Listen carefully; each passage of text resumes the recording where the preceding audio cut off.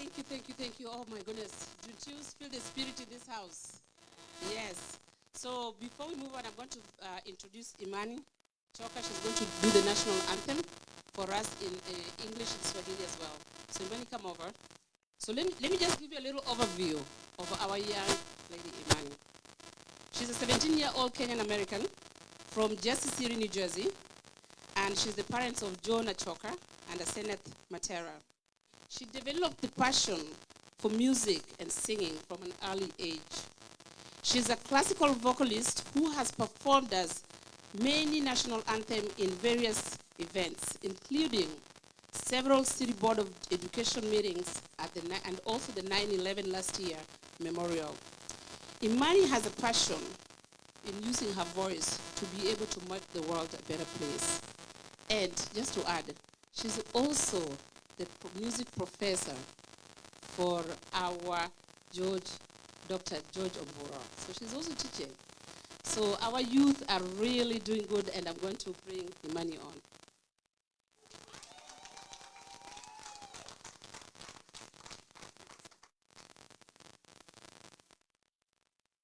Oh, say, can you see by the dawn's early light what so proudly we held at the twilight's last gleaming, whose broad stripes and bright stars through the perilous fight o'er the ramparts we watched were so gallantly streaming, and the rockets red glare, the bombs bursting in air, gave proof through the night that our flag was still there. Oh, say, does that star-spangled banner yet wave? Oh, the land of the free and the home of the brave.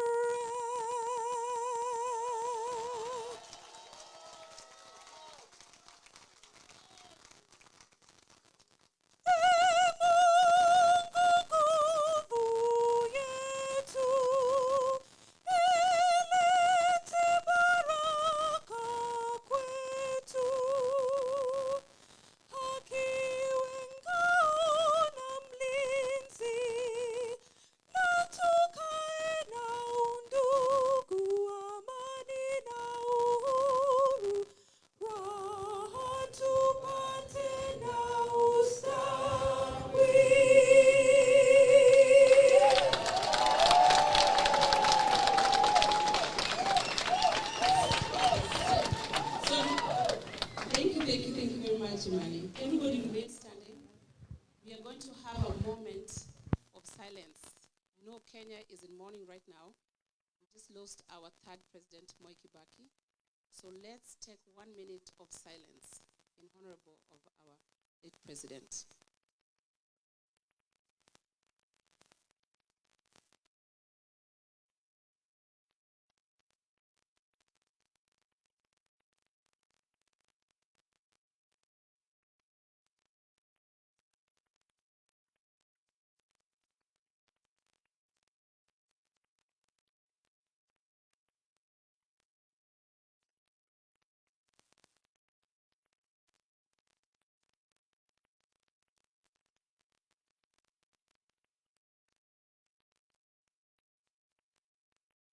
Thank you.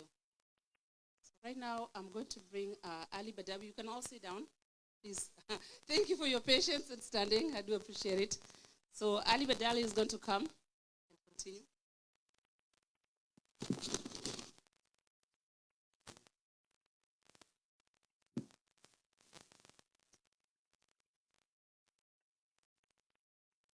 Right, thank you, ladies and gentlemen. Now, today actually I want to start with an incident that happened 30 years ago, back in 1992. I know there's a lot of young people here who maybe were not around back then, but I want you to stay with me on this. There was a gentleman who was inspecting a project at a madrasa in Nairobi South Sea area, a madrasa that I was attending. And of course, as young kids, we were curious, because we'd never seen him before and were wondering, what is he doing here? So we actually started following him around to know what had brought him there. But before we find out about this story or what happened, I want to officially welcome you all to the first Azimio la Umoja in the diaspora in the US. A big round of applause to yourselves. Asanteni sana. Now, this town hall is our best opportunity to not only meet Baba and his team that you can see behind me, but also to articulate our concerns, our hopes, our dreams, and our fears as Kenyans living in the diaspora. So this is our day with Baba. Ama namna gani? Okay. Now, my name again is Ali Badawi, and I am a long-time DC area resident and a lifetime Baba supporter. Now, some of you might have heard about me with a lot of political pressure groups in the diaspora that ensured Kenyans in the diaspora were registered to vote. So I hope all of you here are registered to vote. Yes, no, maybe. Okay, all right, that's good. And some of you may also know me as the political anchor of the One Mic Show. This is the longest running Kenya media platform in the history of the Kenya diaspora in the world. Some of you might be knowing me from that, but I believe that's enough about me. I want on behalf of the committee to take this opportunity to welcome everyone in here and thank you all, because I know all of you have traveled far and wide to be here with us, which shows your commitment for the cause. So a big round of applause for yourselves. Okay, asanteni sana. Now today we are privileged and excited to be hosting the gentleman that I was talking about earlier who was inspecting a project in a South Sea madrasa. Now through the curiosity of pre-teenage boys, we got to understand at that time that he was running for member of parliament. This is in 1992. So for those of you who are maybe above the age of 40, maybe the age of 45, they know what was happening during that year. So we got to understand that he was running for a member of parliament seat, and I can even remember how he was dressed. He was in a sharp gray suit, he had a white shirt, and he was diligently listening to our ustads or Islamic teachers as they were talking to him about this project. Now, this is the man that I later grew up to respect and admire as a leader, an astute politician, and a force to reckon with internationally. Today, I am proud, privileged, and honored to be part of the team that's hosting Kenya's former Prime Minister out here in the DMV area. A big round of applause to the fifth, to the next President of Kenya, Right Honorable Raila Amolo Odinga. Makofi kwake tafadhali.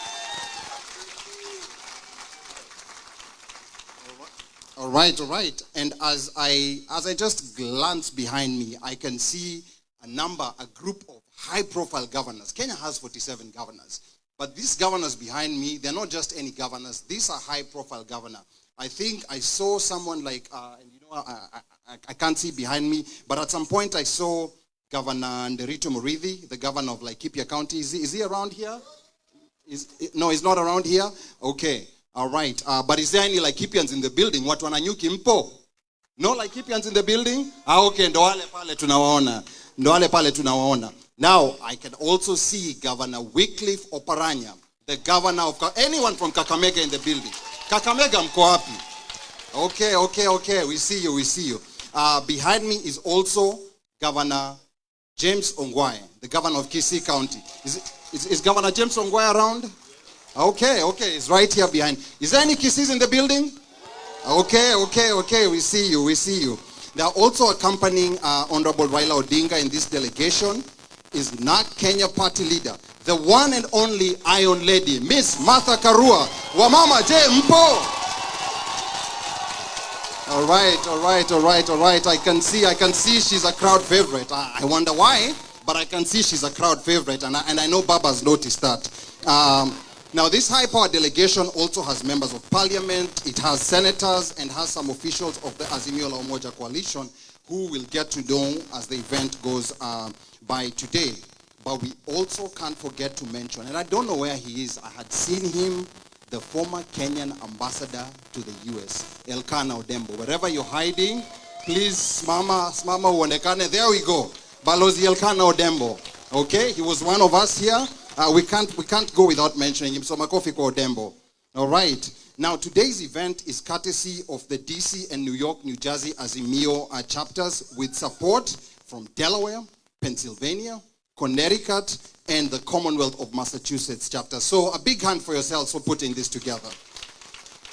All right. Now, the other thing we would also like to acknowledge are the efforts by the youth.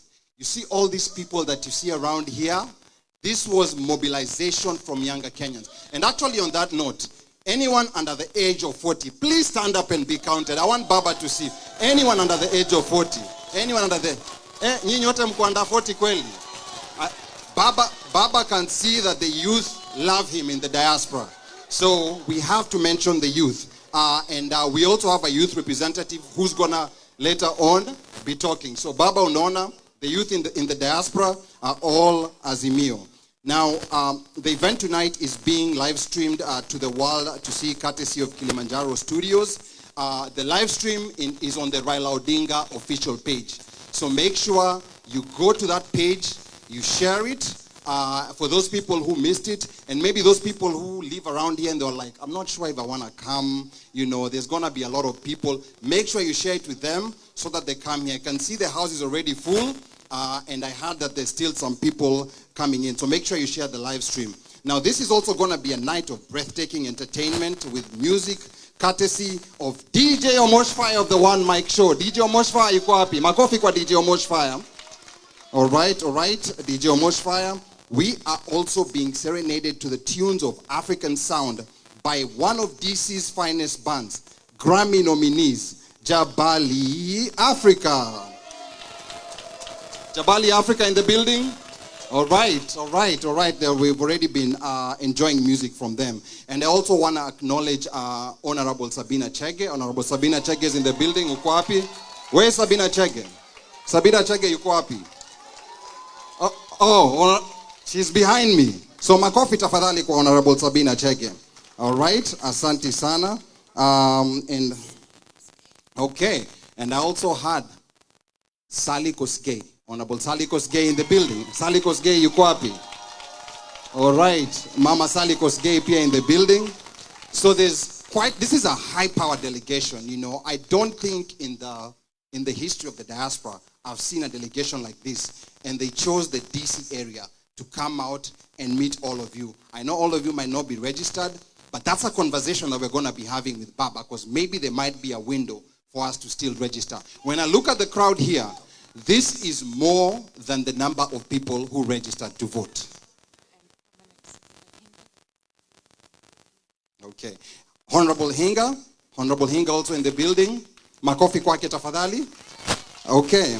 All right. Now, another thing is that our hashtag for the event today, let me hear. Okay. I heard Honorable Kakwang is in the building. Okay. Honorable Kakwang is in the building, and an interesting fact about Honorable Kakwang, he was 2 classes ahead of me in that school. We are not going to mention it. We know which school it is. Okay? So that's Honorable Kakwang. And also, close there, I can see Suleiman Shahbal from Mombasa County. Suleiman Shahbal, salam alaikum.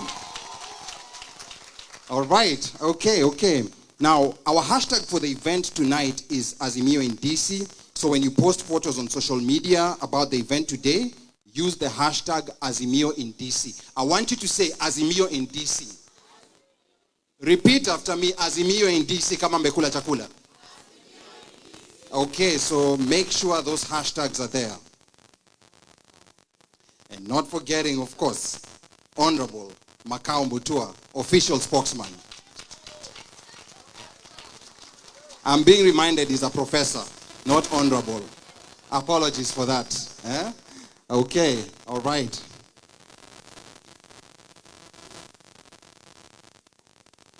Okay, and Member of Parliament Tonge. So there's quite a number of people that I think. Okay, all right. So I think we're going to come back and acknowledge, because this delegation, I told you, this is a very high-power delegation like we've never seen before. But again, I want to remind you, Azimio in DC. Say Azimio in DC. Okay, once again, my name is Ali Badawi, and I want to take this opportunity now to hand this over to our master of ceremony. Ni mwimbaji, ni mshairi, ni mwigizaji, ni mchekeshaji, na ni mshereheshaji. Some call her the triple threat. Ladies and gentlemen, please put your hands together for another one of DC's finest, the queen of entertainment, Miss Anna Mwalago. All right, Anna, asante sana. Now, before I go, Anna, you know, like there was a friend of mine who told me that he knows about mwimbaji, he knows about mshairi, anajua kuhusu mwigizaji, anajua kuhusu mchekeshaji, lakini akaniuliza mshereheshaji ni nini? Na sasa unajua hichi kizungu ni lugha ambacho kilikuja na meli.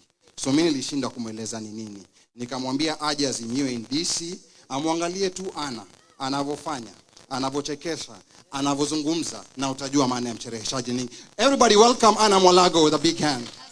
Asanteni sana, asanteni. Azimio! Sasa sikilizeni. Nikisema Azimio, mnasema inawezekana. Mnaweza sema inawezekana? Azimio? Nipe nguvu jamani, nisikie mpaka radi imeingia katika hii blingi. Azimio? Nipatieni nguvu tafadhali mpaka nianguke chini. Azimio? Asanteni sana, Honorable, Your Excellency, Right Honorable Raila Amolo Odinga, Excellency, the governors, members of parliament, and other delegation accompanying the Prime Minister, all protocols observed. Karibuni nyote, Washington, D.C. Makofi tafadhali. Unajua wahenga walisema mcheza kwao hutunzwa. Nyinyi nyote mmecheza kwenu, manake mmekuja hapa kuwakilisha au vipi? Kwa hivyo nitauliza tena, Wakenya mko? Wakenya mko? Hata sipotezi wakati. Right now I would like to invite introduce conveners of the meeting who will be represented by Steve Mwema of the DC chapter. Ndio yule anakuja, tumpagie makofi anapoingia na tafadhali. Thank you, Anna. Azimio. Okay, let's see. DMV mko around. So kwa wageni wetu DMV na maanisha District of Columbia, Maryland, alafu Virginia. DMV inawezekana. Haya basi tumkaribishe baba kwa shangwe na vigelegele. Kopi vigelegele baba. And then I have another question. Ladies, you all in the house? Ladies, you all in the house? Wape vigelegele ya Martha Karua.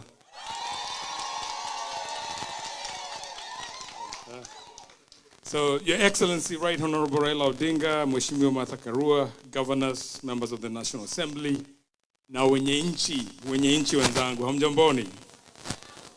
I gotta tell you, the stars are aligning. The impending presidency of Baba is upon us. The Kenyan diaspora are pregnant with expectation. Earlier today, I borrowed Professor Makao Mutua Cristobal. I'll return him, sir. I must admit the Cristobal was dusty because the good professor has been spending a lot of time in Okambani and in Jamhuri.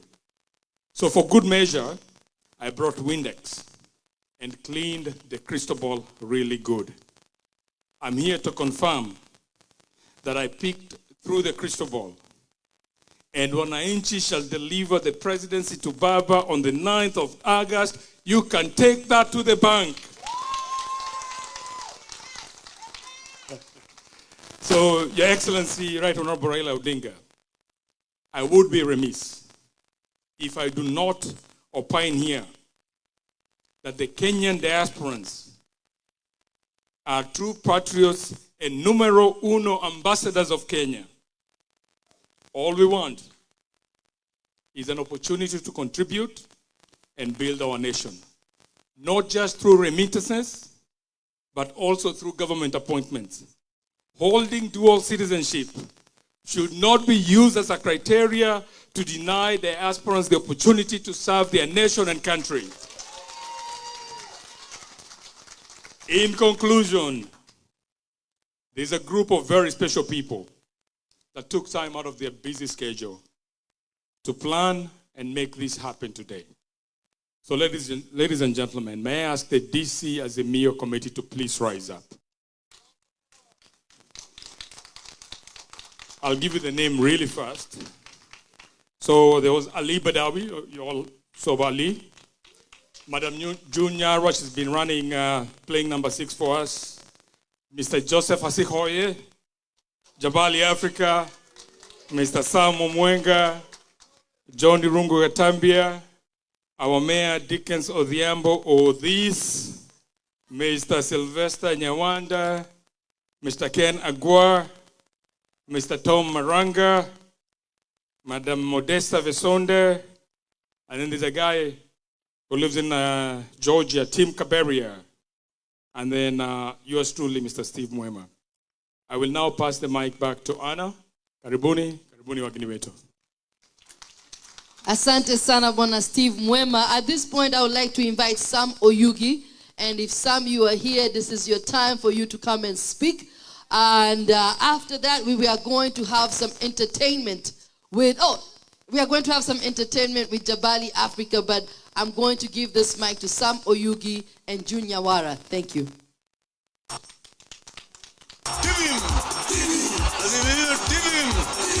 Azimio Ria, Azimio Kerala,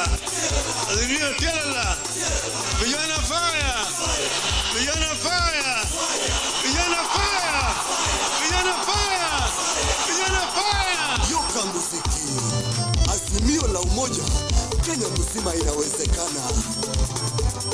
Let's welcome Baba.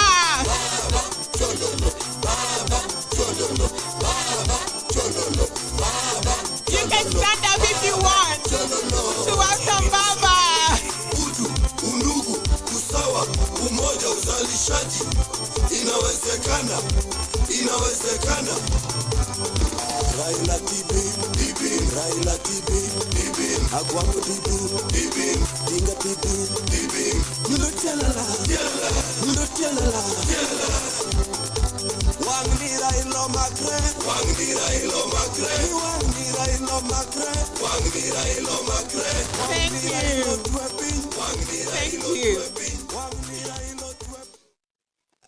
Okay, so real quick before I go through my speech, I'm going to go through really brief about the program for today. Our program got stuck in the printer, so so we're going to have a few speakers from New York, New Jersey, representing Delaware and Massachusetts and Connecticut, including Colorado. And then we're going to jump real quick to the diaspora statement.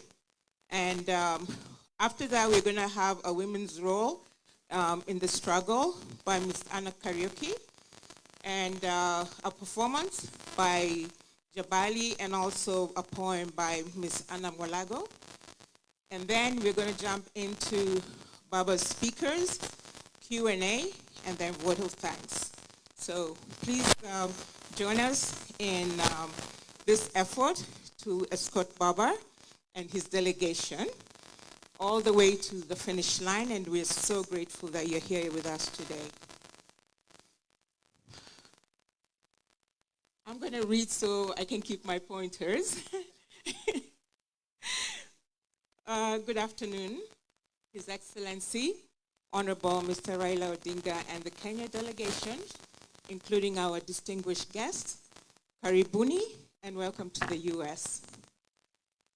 Your Excellency, on behalf of the diasporians, we salute you for your hardship that you've endured through this journey, and we are here today to support you during your presidential campaign, all the way to the finish line, and during your presidency, by God's grace and divine intervention. My name is June Nyawara, representing the DC, Maryland, Virginia Diaspora Committee and the National Committee. I am here to echo the voices of our fellow Kenyans in Kenya and around the world regarding the topics of infrastructure and development. Your Excellency, please hear our cry, our delegation. Please hear our Kenyan voices. Kenyans are asking for very basic development needs, such as 24-hour electricity, running water, sustainable good roads, and most of all, jobs, jobs, and jobs. Let's empower and enable our Kenyans with jobs so they can be financially independent. This will help reduce crime and corruption. And also, diasporans are also want to return home. But Kenya has nothing to offer, and this is why we're here, living as vagabond immigrants. We don't want to be a statistic of poverty in Kenya due to unemployment. Home is home. Look at an example of our former president, Obama, who returned home to his roots. One leg is here, the other leg is back in Kenya, because we have ties and our birthrights, ancestral mother home, which has been stripped from so many of us here in this hall today. That is definitely a birthright that should never be taken away from a citizen. We are asking you, Baba, especially as somebody like me who's represented Kenyan national women's basketball around the world, the first Kenyan lady to be drafted in WNBA, Kenyan American League. I and all of us here are learned and good ambassadors. We are well behaved. So the opportunities that we are asking you, Baba, is please bridge the diaspora and the Kenyan relationship and make it stronger by rolling our sleeves to collaborate and start the development work, something that has been quite a struggle for appointed leaders. But we are ready to work together, hand in hand.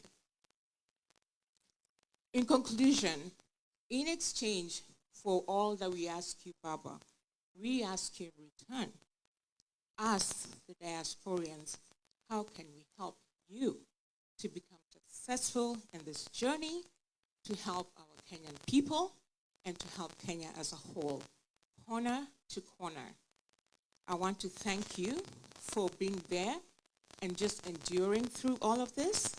And we also want to extend our gratitude to President Uhuru, who has actually, we see this handshake, and it's going way deep. It is opening doors. It is opening relationships. And we are now talking in one voice and coming together as Kenyans. Thank you.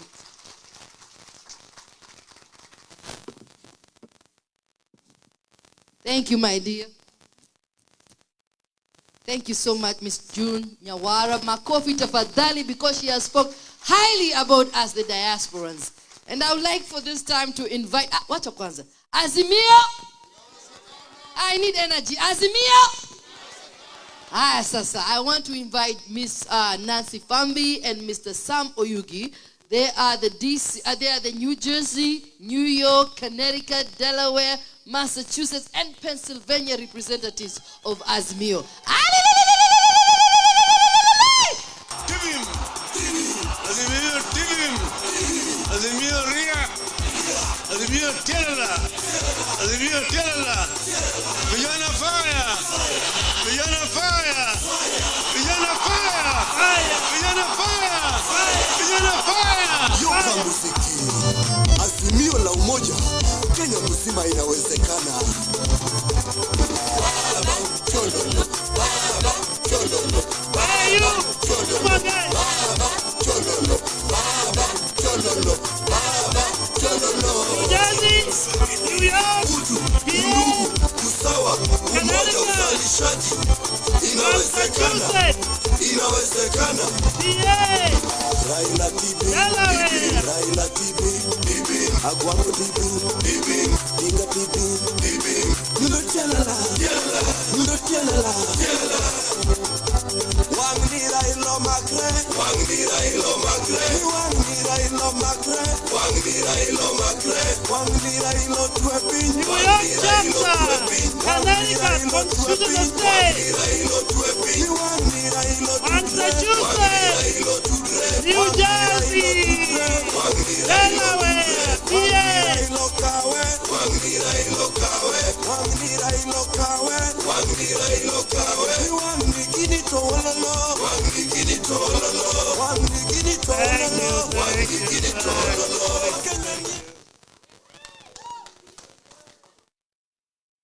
Now you see the unity. To unite all those states takes cooperation, right? We are showing example of Baba. He's uniting Kenya. We are uniting Northeastern for him. Thank you. Hello again. I'm Nancy Fembi, and this is Dr. Samo Yugi. We are from New York. We represent New York, New Jersey again, all the states in the Northeastern. So Delaware, every state. So if you don't have a chapter in your states, please reach out to us. It's inclusion, and we include everybody around the United States. So please don't feel embarrassed that, or you don't belong anywhere. You belong with us. So before we continue or I say anything, there is nothing that I feel or the team feels that haiwezekani, because the motto for Azimio is, so literally everything we're going to ask Baba for, we know he will be able to deliver. We are not asking anything that is not deliverable. All right? But we have a strong team in the New York, New Jersey, Pennsylvania, Connecticut, Delaware areas. And we want to introduce those our members to stand up and to be able to, you see the work behind. Come on, all the New York, New Jersey. Continue.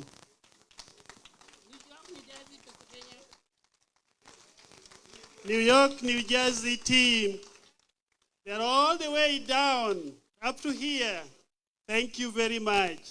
This is the team that came together with the DC team to put together this gathering. And we thank you very much, including the three conveners. Thank you very much.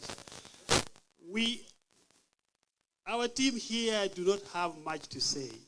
We have been with Baba for a long time. There is nothing that we are going to say that we haven't told him before. So instead of going through speeches, we're just going to wish him well. But I have something very small to say. I've lived long enough to see a few miracles, and I'm just going to share with you those miracles. Long time ago, we saw multi-party state happen in Kenya. We thought it was a big miracle. Who brought it together? Baba. Then I moved to United States, and then little did I know there was another miracle I did not expect coming. I saw the first black president of America. And I thought I was lucky, and I thought that was the end of it. Before it took long, I saw the first woman vice president of America.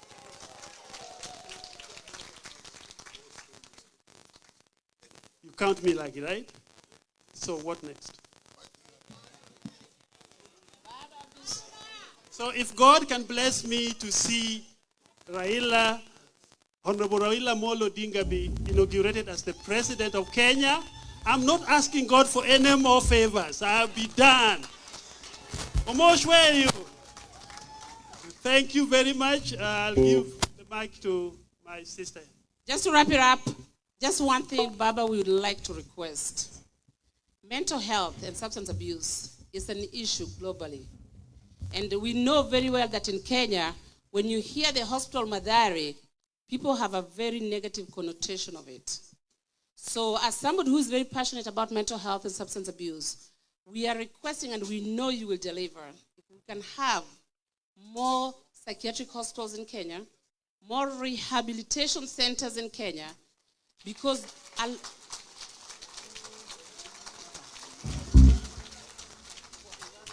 a lot of our youngsters and our mothers and fathers are dying of depression and suicide. Every time I turn around on Facebook, young people committing suicides of depression. We need mental health awareness to be a focus in Kenya. And we know that it will be delivered. Thank you very much.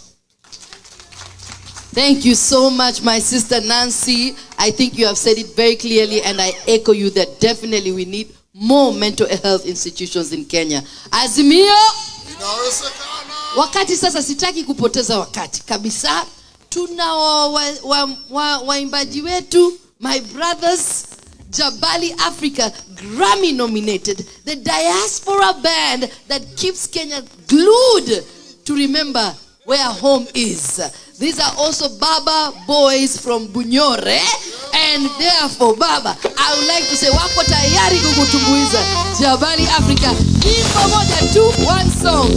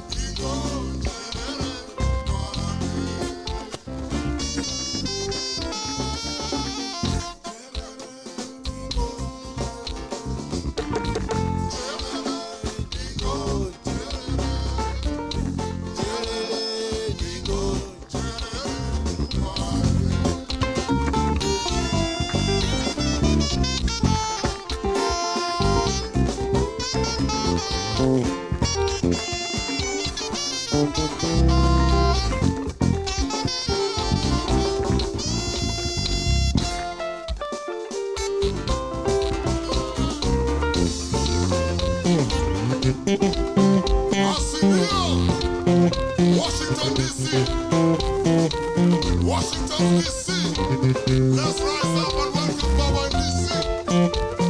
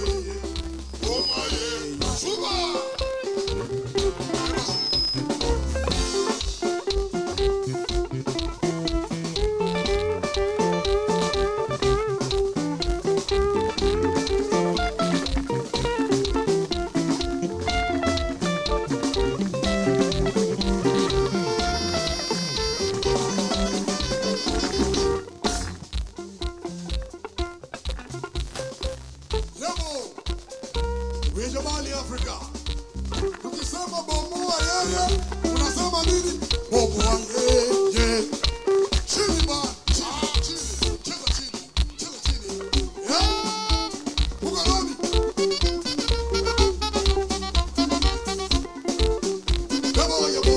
Yabo, bana bakenya yeye. Bomoa yeye. Bomoa yeye.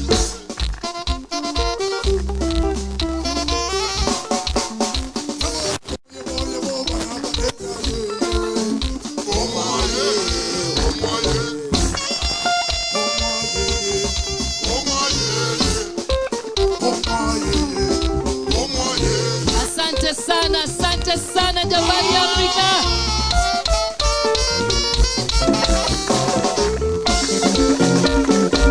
Asante sana.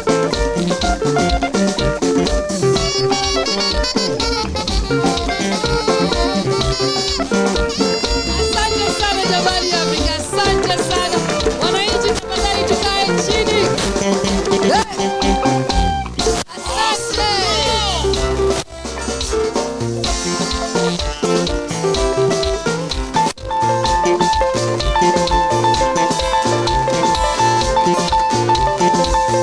Asante sana Jabali Afrika, asante.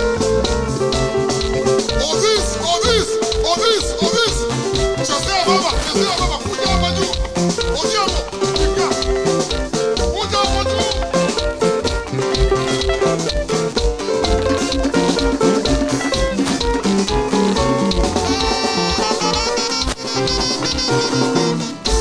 Asante sana Jabali Afrika, asante sana. Tukae chini tafadhali. Makofi kwa Jabali Afrika. Hey! Unajua siku moja nilivyokuwa kama youth hivi, niseme kwa Kiswahili ama kwa Kiingereza, and I remember Baba said hatutaki hadithi za Abu Nwasi tena, na nakumbuka kabisa hata nikaandika shairi. Na kweli najua kwamba Azimio imesema hakuna hadithi za nani? Za Abu Nwasi. Ni kufanya na kutenda. So ningependa sasa nimuite dadangu for our perspective of health expert, Miss Modesta Vesonda, to speak for a few minutes. We are only going to speak for at least 4 minutes. And then we have to move the program fast because there are so many people who want to speak. Modesta.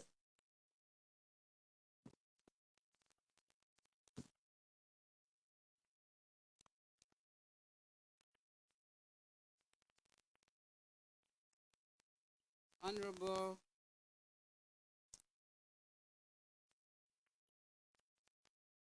Right Honorable Raila Amolo Odinga, honorable members of your delegation, other invited guests, ladies and gentlemen, good afternoon. Good afternoon. We are honored to have our guests here. And I want to say that Baba akiwa kwa nyumba, tuko sawa kabisa. Tuko sawa kabisa. Baba karibu. We are honored to have you. I am honored to speak at this event, which marks yet another historic event for our country. I have been asked to speak on healthcare issues in Kenya based on my experience as an entrepreneur who owns or who is a CEO of Katani Hospital, which is also located in Lolongo, a hospital that was opened by Baba. Thank you so much. The hospital is open. It's serving patients. It's serving the communities. It's saving lives, and it's doing well. Thank you so much, Baba.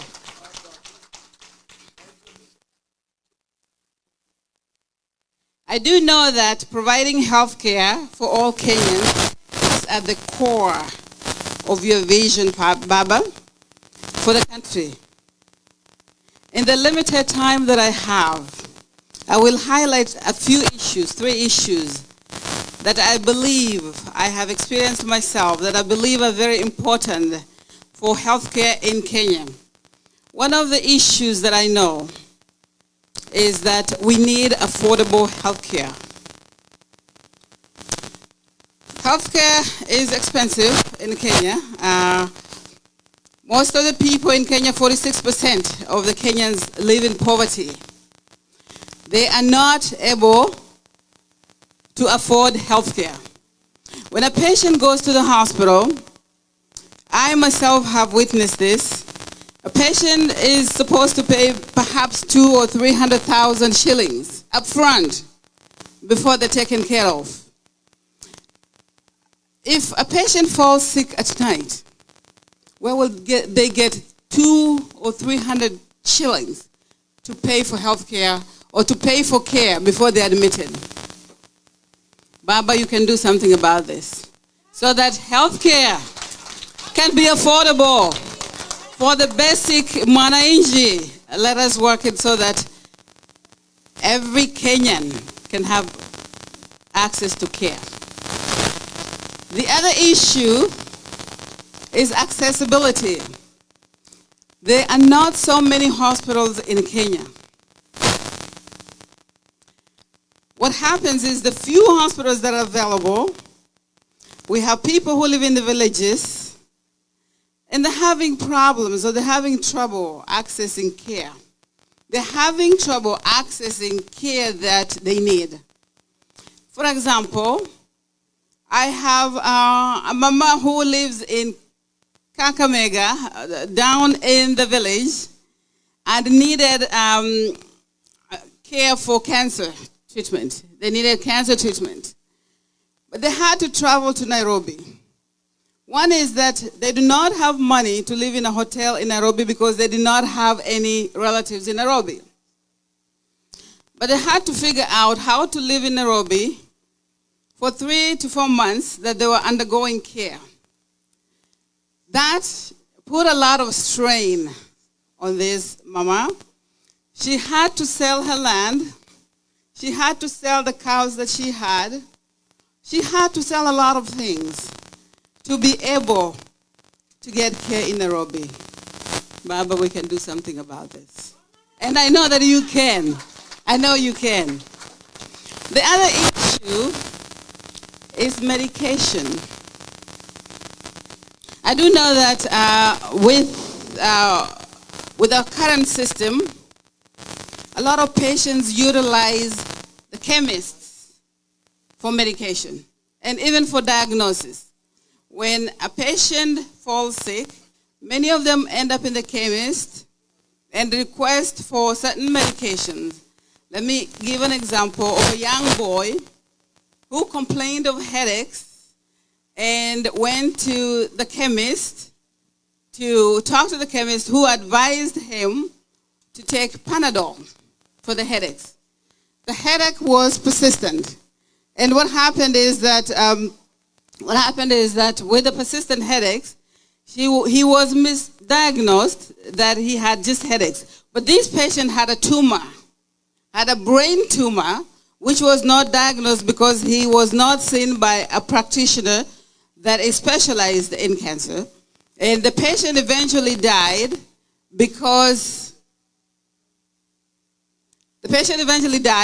simply because they were not given proper treatment. I do know that, Baba, you're capable. Baba, you're able. You can do this because of the vision you have for Kenya and the passion and commitment to achieve the components necessary for all Kenyans to experience good health care. We can do this. We need clean, safe water. And the place that the hospital is at is salty water. The water is salty, and because of that, we have children coming up with hypertension or high blood pressure because of too much salt in the water. So with this, I do believe that with your government, Baba, you are able to do it. Through your government, you will be able to prioritize and make sure that the Kenyans get the health care they need. Thank you so much. Again, my name is Modesta Makani Visander. I come from, can I say it? I come from Kakamega. I see one of my Babas here, Governor Oparanya. He comes from my hometown, and I am so proud. I am so proud that he's here, and I'm also proud to see everybody else. Thank you so much. God bless you. Thank you so much, Makofi, for Mama Modesta. Thank you so much. And we all know that the youth are no longer the leaders of tomorrow, but leaders of today. Do you agree with me? So with this, Wakenya mko? Ai, Wakenya mko? I would like to invite John Irungu, representing the youth, to come and speak for at least 4 minutes. Keep it short, Bwana John Irungu.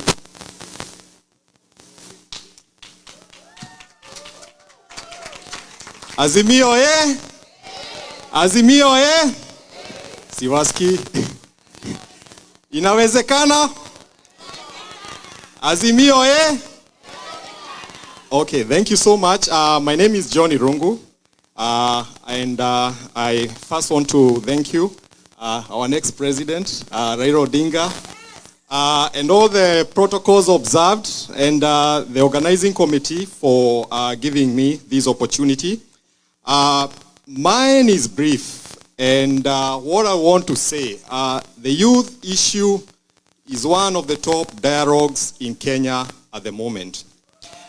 And if there is anyone who has done much for the youth, the political representation that we have in our local assemblies, where young MCAs are able to represent their partners, that constitution was ushered in by our next president, Raila Odinga. The economic dividends and the economic benefits that the youth in Kenya enjoy today, where resources have been devolved to the county governments, that was brought also about by Baba himself. So we are at crossroads as the youth, because we are facing so many challenges at the moment in Kenya. And the youth have been really hit. They've been hit economically. We are seeing our sisters, our beautiful girls, facing persecution in other countries as they go to find labor. We are seeing tech companies coming in Nairobi, but our young and most talented and innovative youth are not being paid at the global rates by these tech companies. These are issues of economic emancipation, which we know that in your government, Your Excellency, they should be addressed. So we pride ourselves in the Constitution, and for the young people in Kenya and those who are in abroad, listen to me and listen to me well. I'm one of you. On the 9th of August, it will be a vote on the economy, and not just the economy. It will be a vote on political representation, and most important, the 9th August vote will be a vote on our future. And we are the future. So we've seen it happen in South Africa, where the young people fulfilled the vision of Nelson Mandela, and they were able to dismantle apartheid.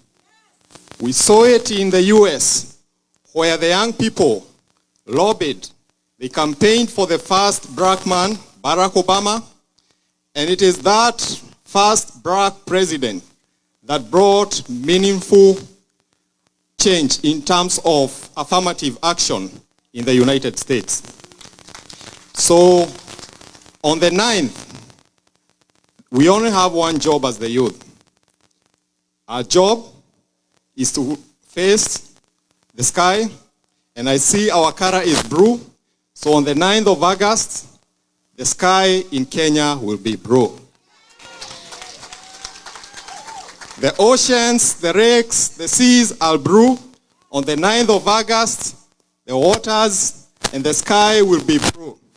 And in the words of Leonardo da Vinci, once you look up to the sky, and once you taste the sky, you always look up. So the Azimio Nation, I want to tell you that the only place that we have to look is up. And the only road that we have is the road to State House. So I want to thank you all, and I want to urge our fellow youth to vote in Azimio. and victory will be on our hand, we only have two options. And the first option is to win. And the last and the most important option is to win. God bless you. Asante sana John Irungu, asante sana. Makofi ya John Irungu jamani. The youth are the present, not the future anymore. We are together in this. And so I would like to take this opportunity to bring one of the supporters of Baba. Her name is Ray Keneti.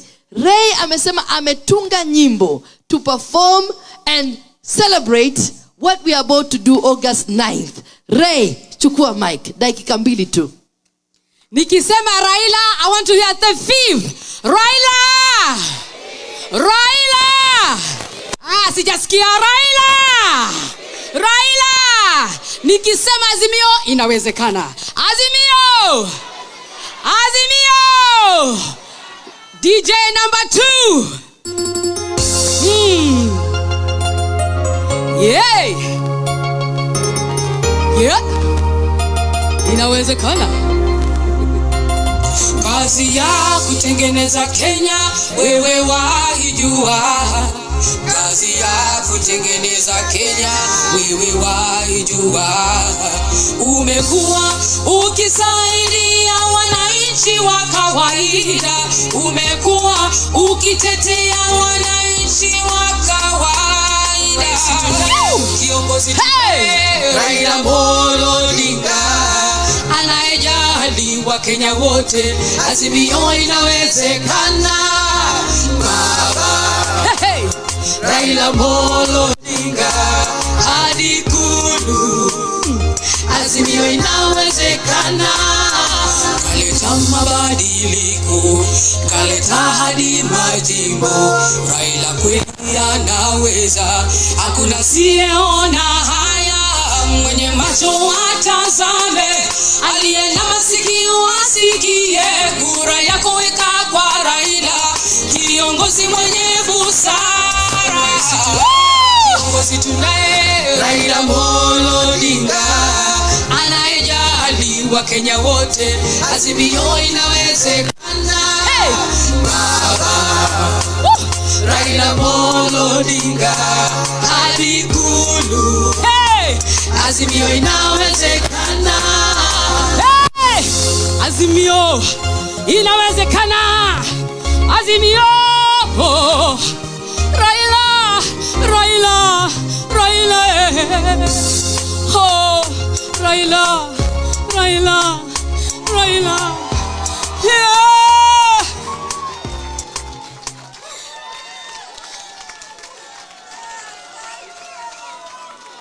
Asante sana. Makofi for Ray jamani.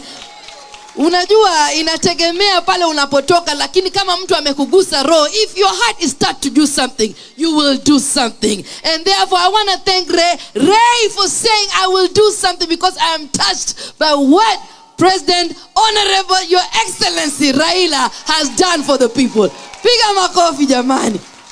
And before we want to continue with our program, tunasema asante sana kwa Ray, na tunakumuita our next presentation is by the diaspora statement. And I'm definitely going to call George Mudachi, because as somebody has spoken about the diaspora has done so much for us. We have always supported our people back home. Remittances tunatuma, tunapeleka watoto shule, tunasaidia kujenga nchi. Therefore the voice of the diaspora has to be heard, and therefore I invite Bwana George Mudachi. Thank you, except I'm not George Mudachi. I am still George. We share a name. George Mudachi is my namesake. He's a youth that is going to help me articulate some of these issues that diaspora is facing. If you came here on behalf of diaspora, this moment here is why you are here. This is a very serious topic. This is a serious moment, and I will ask for your indulgence in paying attention, in being listening, and I will also let you know that this is the section that is not timed. Therefore, I will have my good namesake, Mr. Mudachi, speaking about investment opportunities that can be articulated by diasporians in the interest of Kenya.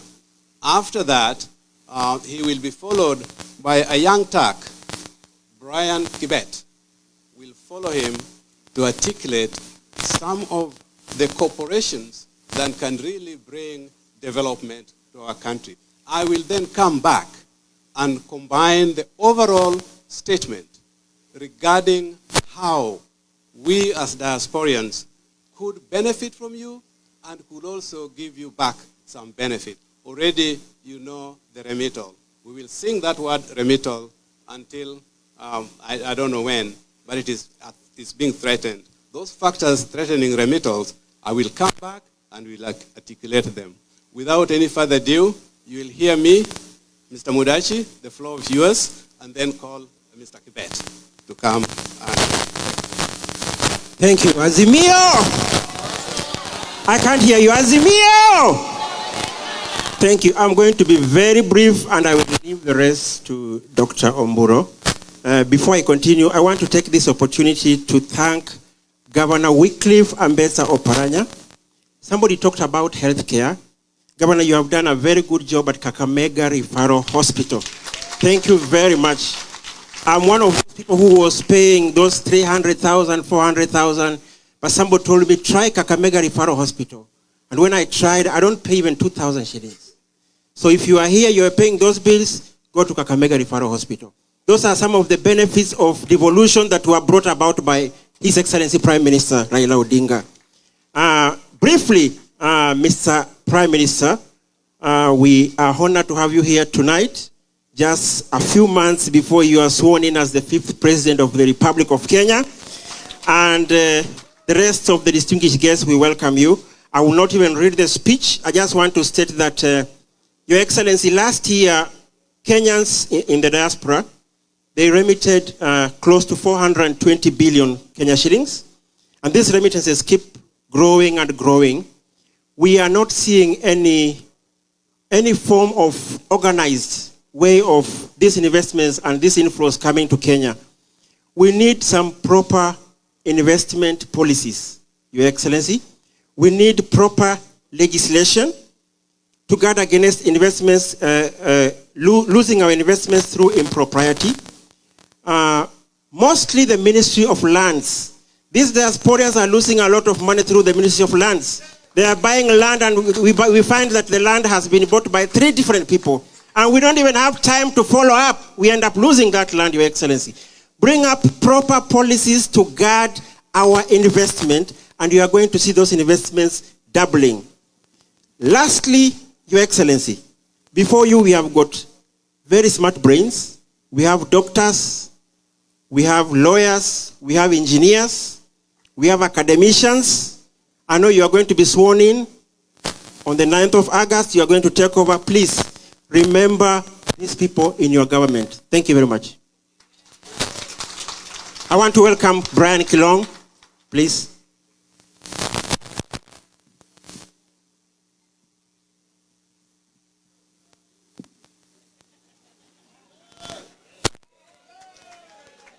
Thank you, George. And thank you, everyone. Honorable Prime Minister, Honorable Martha Karua, governors present, Professor. I'm talented with a voice if I decide to shout, my brother. But for those who can't hear me, let me speak louder. Honorable Prime Minister, Honorable Martha Karua, Dr. Sally Koskei, Governors present, Professor Mchua, distinguished Honorable, the Honorable one, and ladies and gentlemen, good afternoon. This afternoon, I come here honored to speak to the next government about one thing and one thing only. This Mr. Prime Minister, is a very unique constituency that comes here not to ask for what you can do for them, but what we can do together. And in the words of J.F. Kennedy in 1961, he said, "Ask not what you can do for your country, but what you can do for your country."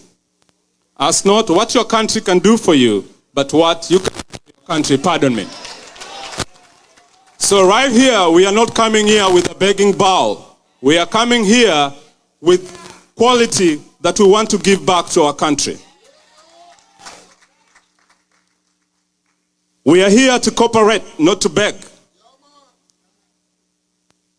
I've been asked by the committee to speak about one thing, which is jobs. This is not rocket science. This is not genius stuff. This is basic stuff. Law of supply and demand. We have a country that has a surplus of labor, a surplus of experts in Kenya. We have a country here that has a deficit of labor and experts. It goes without saying that we can supply that labor. Our detractors say that, what about brain drain? I'm saying the fact that we have people with PhDs, people with master's degrees, riding border borders as my number, that is enough brain drain. If we can take those experts and come to this country, there will be a value to their families and a value to the country. Most of the money that we send back home goes to healthcare and basic stuff like food. Where is the gap? How can our money go back to Kenya and help the country? Because I said we do not come here with a begging bowl, we come here with solutions. I have a solution. I propose solution number 1, vote Raila.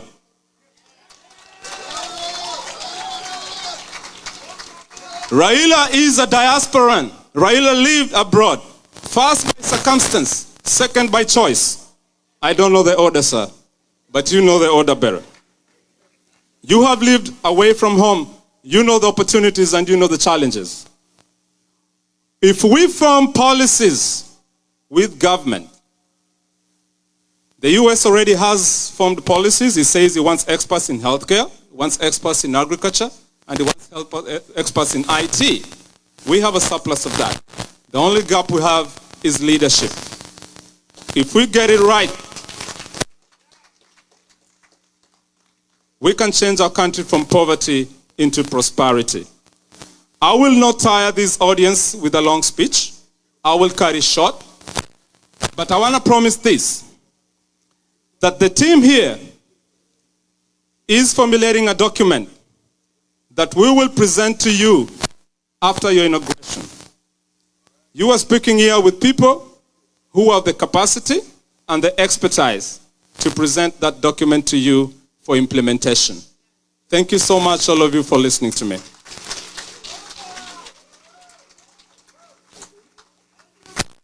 You heard that, did you? Was it clear? Let me summarize.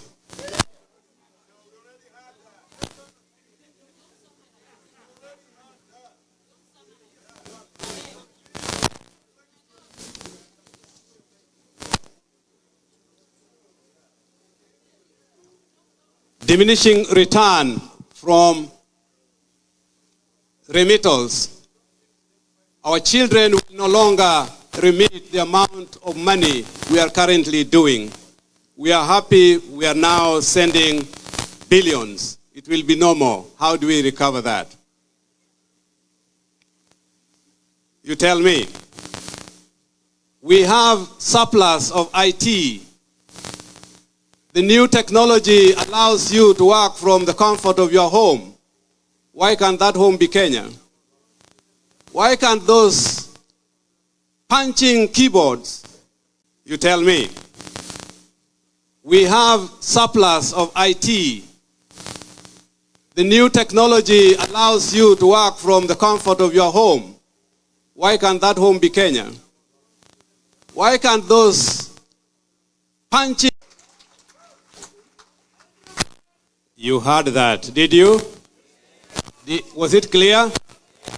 Let me summarize.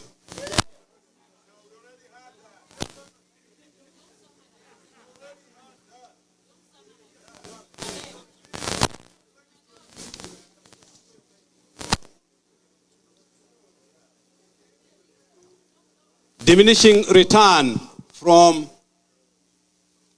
remittals. Our children will no longer remit the amount of money we are currently doing.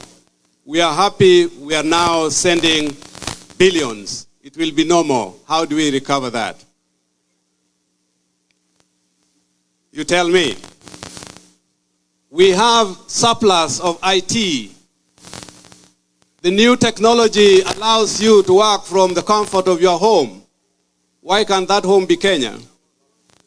Why can't those punching keyboards be our own youth in Kenya?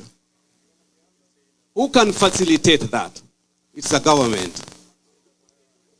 Are we together? Now we work with people who go to Caribbean for 3 months and they are working. They are in Caribbean for 3 months and they are working. We want them to be in Kenya for 3 months and they are working. That is a new tourism. Is someone listening here? Professor. I have my professor here too. Where is she? Oh, she's gone. We need to have outward thinking. Thinking out of the box. Immigration is no more. There will be no mass movement coming here to America. You will be asked, what are you going to do in America that you cannot do in your country? Already the UK is exporting people to Rwanda. Did you hear that? So who tells you that more people will be going to the UK? You go to UK, you will end up in Rwanda and maybe take a bus home. Are we together on that? India, this section I said is untimed. We are writing a policy here that will govern our Ministry of Diaspora that will articulate the issues that concerns diaspora. There's a lot of money here that we need to send home. There's a lot of development opportunities here that we need to send home. We need companies to employ our youth in doing programming. India is doing that already. Why can't Kenya do that? Let me ask you, if we articulated the monetary exchange, what we call M-Pesa, really, why can't we do programming and employ our youth and they punch keyboards in Nairobi and instead of wheelbarrows? They will no longer be pushing wheelbarrows. They will be pushing keyboards, working for Mark, working for T-Mobile, working for these phone companies. There was a time when you call for service, the person who says hello is based in India. Why can't that person be based in Nairobi? We can do that. We can do that if we have think tanks. And this is the time when I say, Jacob, the quality of the people that are surrounding you these days are good. They are good thinking. They will help us. And I can tell the audience that 2 people who have one goal, that is a better Kenya, even though the path they may have been taking was parallel, but eventually in this house, in this time, they are together. What can stop them? What can stop them? They love Kenya as their #1 mission. The aspiration of Kenya was their mission. They may have taken different paths how to achieve or how to end there. But now their path has converged into one. We want what? We want development. So I've talked about things that we want to do for our country. Now let us hear things we want our country to do for us. Are we together? Otherwise I will not hear the last of it. Yes. Yes. As diasporians, we are being hostile in Saudi Arabia countries, killing maids that go to work there to seek job. We want policies that protect them, and instead of bringing bodies, they are also doing remittals. We want those bodies to be stopped. We no longer will accommodate bodies being brought back home in body bags, and the government is not doing anything. We have a diasporian friend in the House, in the state, in the White House, in the State House, that will protect anybody working from outside. So our mission right now, as we stand, as we are here, is to expand what it is that we will replace our importance in the diaspora. Otherwise, Jacob, I wish you well. We will always work hard for you. We will always be there for you until you achieve it. And the quality of people surrounding you are the best, and they are friends of diaspora. Thank you. Thank you very much. Thank you so much. Thank you so much, Bwana Oburu. And we don't want to waste a lot of time because we have many speakers. But there are a few things that I have to mention. Because of the fire code, we ask that you find a seat and sit down. We cannot be all, some people are standing on the side, so there are seats. Please find a place and sit down. Secondly, we also want to honor those who came from far and wide. So if I ask people from North Carolina, Mko, I want to hear Tuko. North Carolina, are you here? South Carolina, wako? New York? New Jersey? Delaware? Virginia? Maryland? Texas? Richmond? Wapi pengine? Kama nimesahau nikumbushe. PA? Colorado? Nikisahau na kuomba mniambie. And one more thing. I know so many of you have questions that you want to ask. There will be 2 people who are going to walk around with baskets. Please put your question in the basket, and then at the time we have a Q&A, somebody will definitely represent you and read the question. We cannot bring the questions to the podium. We cannot take them to our honorable guest, but I kindly ask that you write your questions down and somebody will come around and get them. So this time I would like to invite Miss Ann Kariuki. As we all say, I believe that mwanamke ndio mwanzo na mwisho, not only kwa nyumba, katika nchi. Tunasema, if you educate the woman, you educate the whole nation, because it takes a home to build a nation. So at this time, our woman representative, Ann Kariuki, please come and take the mic and represent us.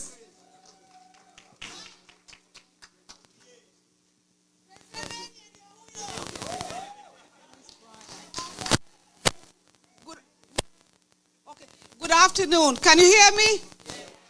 Your Excellency, Prime Minister Benbow. What first warning? Okay, thank you. Is it better? Okay, all right. His Excellency, Prime Minister Raila Amolo Odinga and his delegation, all protocols observed. We are very happy to have you this Sunday afternoon. We are honored and we are blessed. So why am I here? I'm here to talk about the women in the struggle.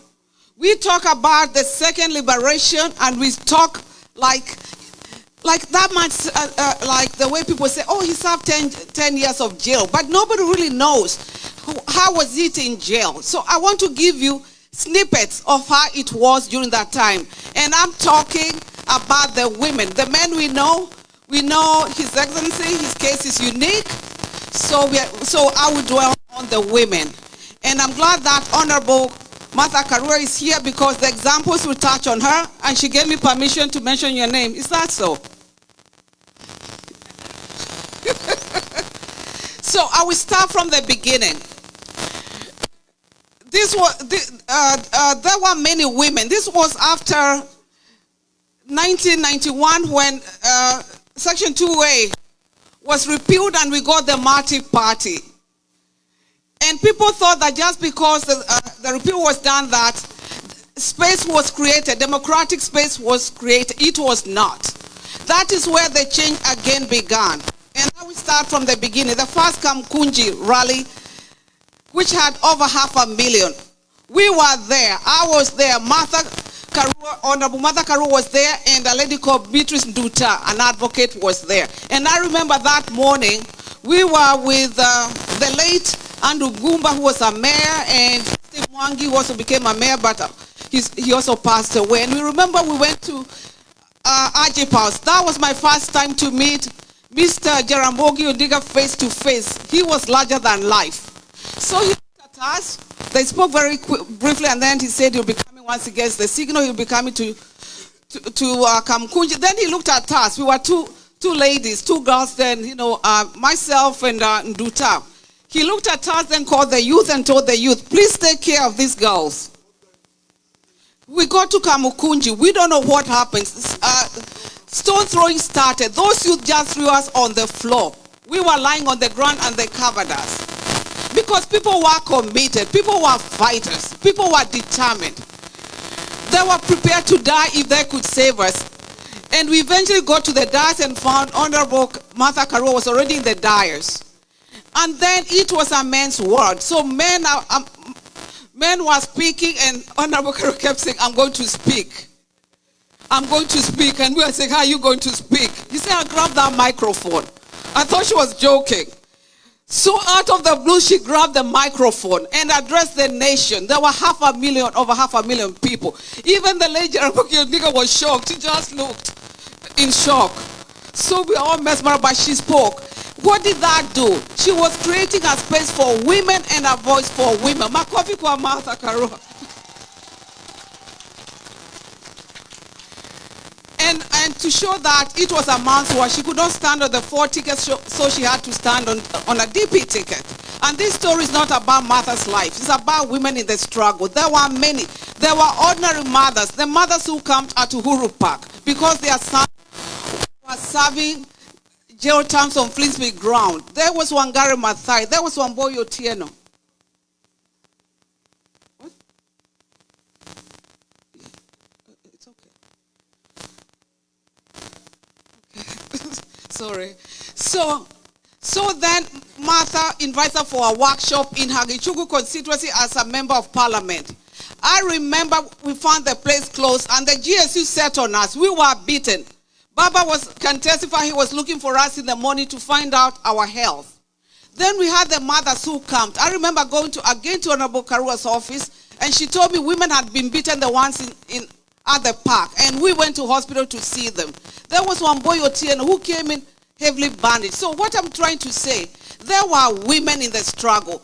And as we do this final push, we need to remember also the women there, the lawyers who represented the accused person, because they were holding the accused persons incommunicado. So we were there saying we are representing them in court and going to see them in prisons committee. They did not know they had been represented and they were being set free on bail. So I want to acknowledge those women who were there, and I know even Baba knows them firsthand because he was also there. So thank you so much, the women of Kenya who were in the struggle.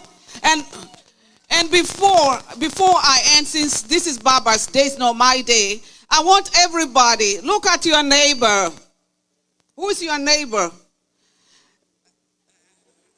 Tell your neighbor, okay, repeat after me. Maybe it's class time. Say after me, neighbor. We owe His Excellency Raila Amolo Odinga a debt of gratitude for his sacrifices. Asanteni sana. God bless you. Thank you, Mama Ann Kariuki. That was special. Yes, we owe a debt of gratitude. Asante sana. Before we bring our delegation from Kenya to speak, I also want to say, watu wa Massachusetts, Boston, mko? Mko? I want to say that I am also very honored. I'm humbled to actually be here and be your MC, to be also speaking in front of this wonderful, honorable guest. Your Excellency, sijui kama unanikumbuka, but when I was in my early days here in America, I opened the dance floor with you in Boston, Massachusetts. Kitambo, I was performing there with Jabali, Africa. And I have also known my dear friend Alfred Mutua. He is my good friend. Nilimtumia email kitambo nikamwambia nisaidie bwana, hii mambo ya makaratasi inanishida. That was then. And it was long time ago. I don't think he remembers me. So therefore, today, I'm coming here to say, I wrote a poem dedicated to the Honorable Honorable Your Excellency Raila Amolo Odinga. But this is because you have also touched my heart.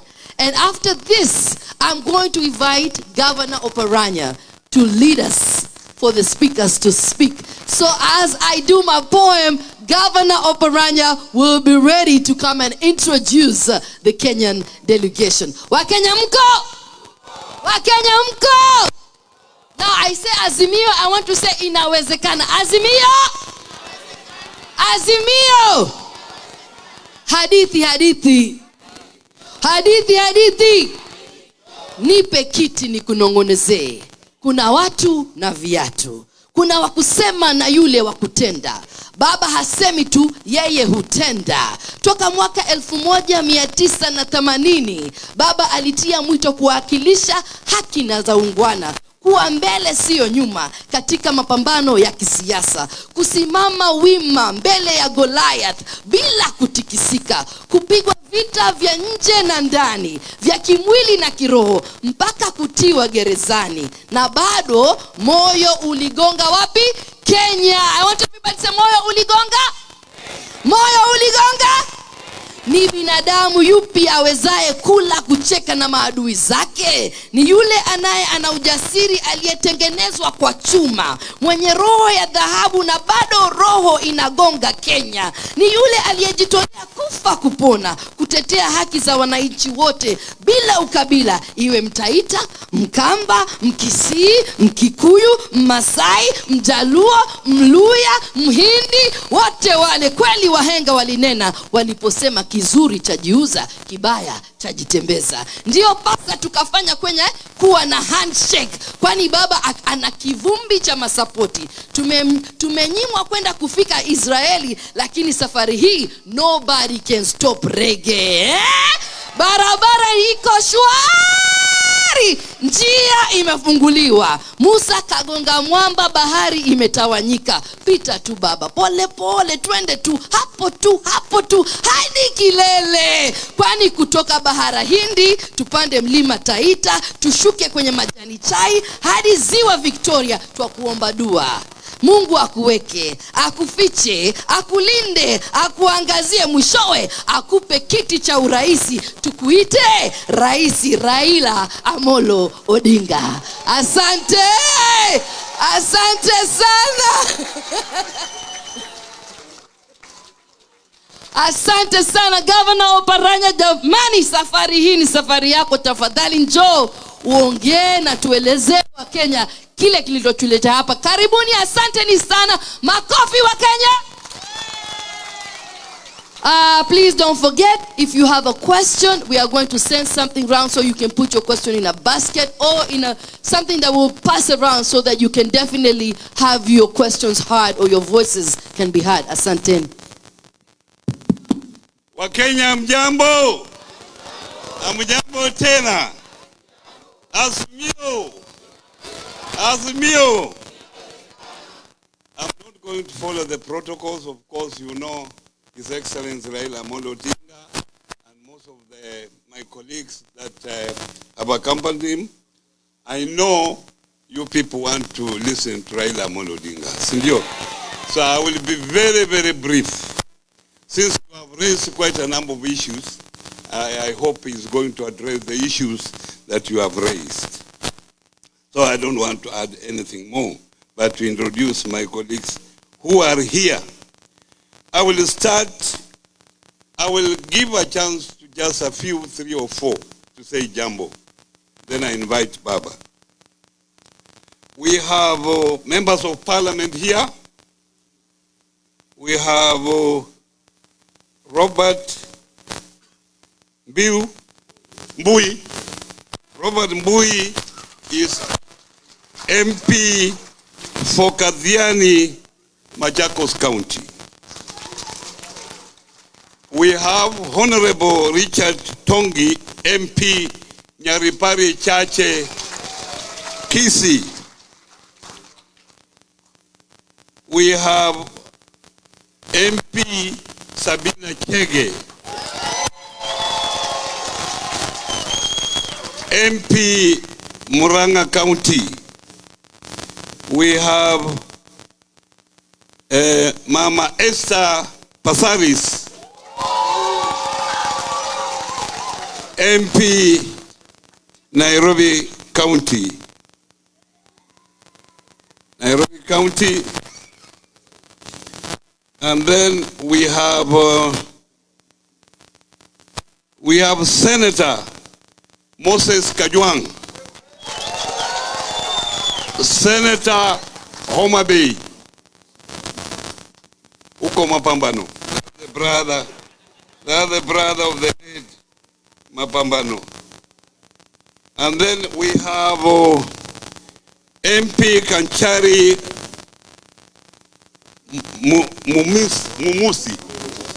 Memusi, my friend. MP Kajiado Central, Kajiado County. I think I'm over with the MPs. So I will call upon two MPs just to say jambo on behalf of the rest. Honorable Tonki is also the chair of the Security and Foreign Affairs Committee, the National Assembly. 1 minute, please. Azimio, Your Excellency Opishoti in protocol. My name is Richard Nyagaka-Tongi. Because of time, I don't want to say more than it is necessary. It's not my day, it's Papa's day. But I want to mention, Your Excellency, that the issues the people in the diaspora have concerning migration and passport issues, we are addressing it as a community of parliament, members of parliament in my committee, we are addressing it. And yesterday, Your Excellency, I mentioned to you that I'm going to church, and while I was in church, they gave me a Bible which I am meant to deliver to you, but I think because of time I will not give it. Now I will bring it to your room. These people are praying for you. If you are not going to vote for Papa, you can call home and inform people that we have decided as a country, as the world, that Papa will be the president of Kenya in the month of August. Asanteni sana. Next is Mheshimiwa. Thank you very much, Mheshimiwa Robert Mbui.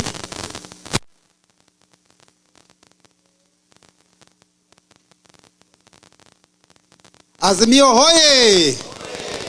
Yeah, I also wanted to mention that I'm the deputy leader of the minority in the Kenya National Assembly, courtesy of the Right Honorable Baba. Your Excellency, I have noted that when you listen to the issues that have been raised here, the Kenyans in the diaspora, they know the problems of our country almost as much as some of the people back at home, maybe even more. That tells me that east or west, home is. And you know, I wanted to tell you, even in Kenya, when you go north, south, east, and west, there's one choir. We are saying, Baba is there. Baba is there. And Oparanya, please allow me to just mention that when I came here, I didn't know what to expect. But when the prayers were said, and someone prayed against tribalism, against corruption, against theft, I knew that the next president is definitely going to be the Right Honorable Raila Amolo Odinga. Thank you very much. Thank you very much, Mheshimiwa. Next, last, to close that chapter is Mheshimiwa Sabina Cheke.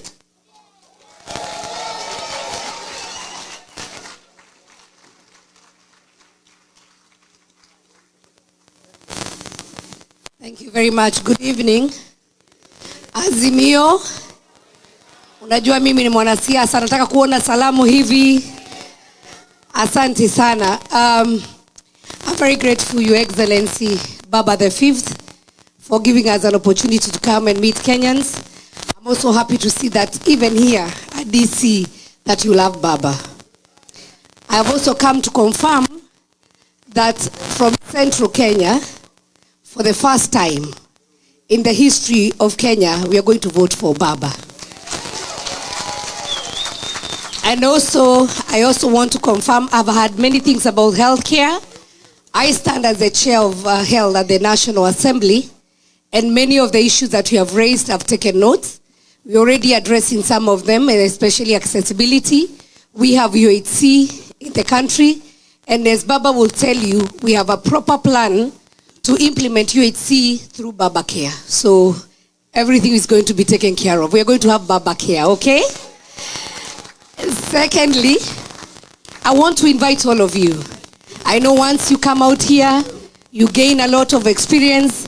With Baba's presidency, we are going to have open doors for you to come back and share with us the vast knowledge that you have acquired from here so that Kenya is going to be a better country. We love you. We welcome you. Kindly call somebody back home. Even if it's 1 or 2 votes, tell them Baba is going to be there. Fifth. Baba is going to be there. Na mpokee salamu kutoka kwa Mama Ngilu na wamama wa Kenya. Sisi wamama wote tumesema tuko nyuma ya Baba kwa sababu we want change and we want Kenya to be one. Thank you very much and enjoy your evening. We love you so much. Asanteni. Thank you, Sabina Cheke. I want also to acknowledge the staff that joined us, staff from the office of the Fifth, led by Del Sonyango.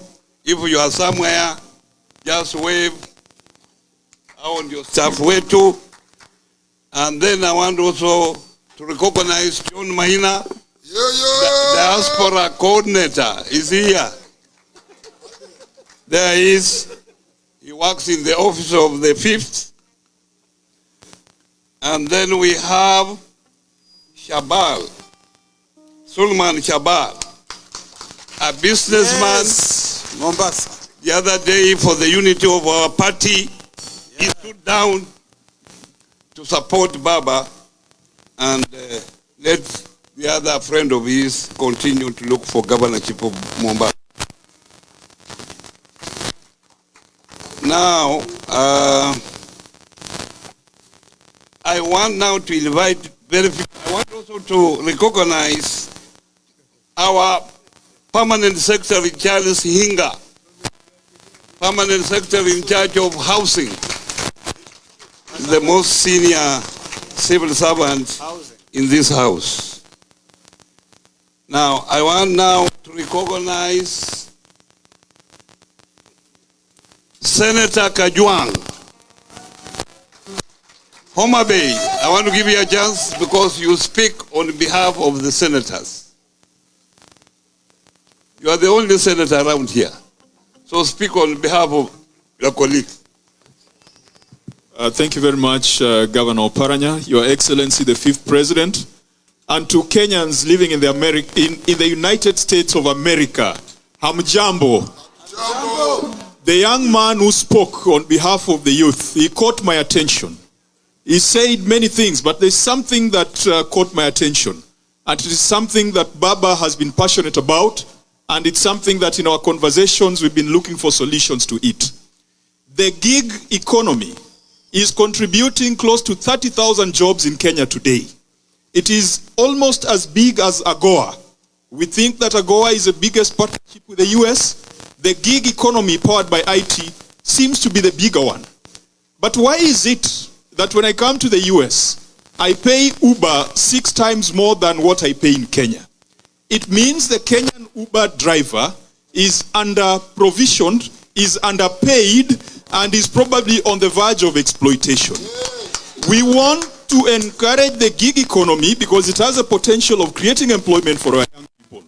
But we want our young people to get decent jobs and jobs that can pay well. I think the young man who spoke for many of you here and spoke for many Kenyans who are struggling to make a living.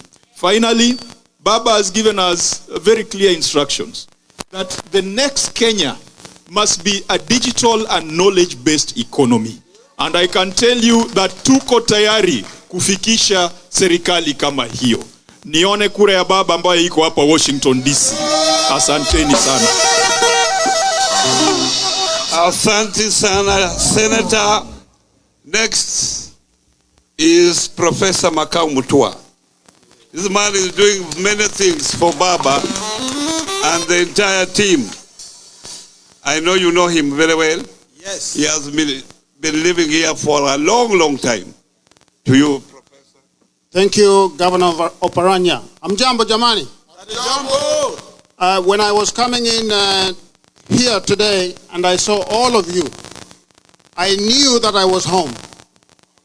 Because you know I'm one of you. Amen. And I'm one of you in the campaign for Baba the Fifth. Amen. Okay, so you know that when we capture state power on August the 9th this year, you will be represented in that government. You know that. And you've seen John Minor here. But let me just say one or two things. First thing I want to say is that they say that the darkest hour is always before dawn. Today, Kenya is at an inflection point.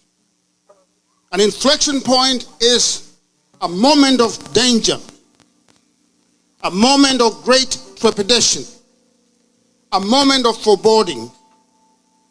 And you know what I'm talking about? The choice that we are facing on August the 9th is a historic choice. I cannot remember of any time in our history when the choice for president of that country was so clear. It is black and white. You can choose to vote for Renaissance, or you can choose to take us down the path of Armageddon. The choice is clear. We know our opponent. We know what he has done to that country. And we know what we represent. We represent hope. We represent opportunity. So that no matter where a Kenyan was born, whether it's in Mandera, whether it's in Kiambu, that they will have the same opportunity in that country as everyone else. We seek to create a state that embraces, not that pushes away. A caring state.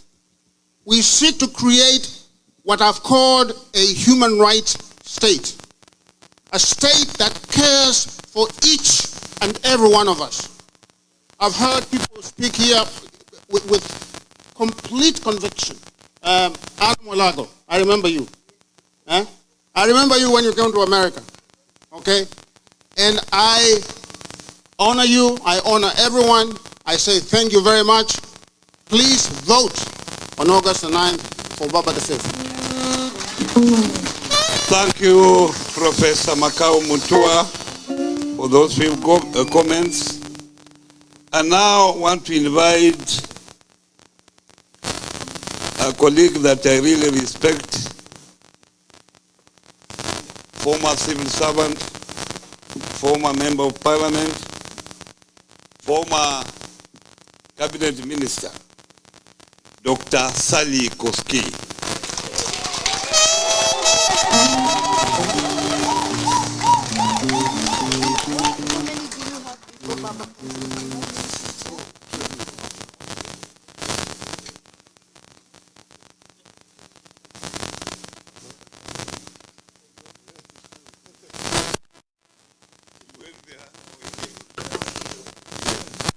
Hamjambo. Hamjambo tena. Azimio.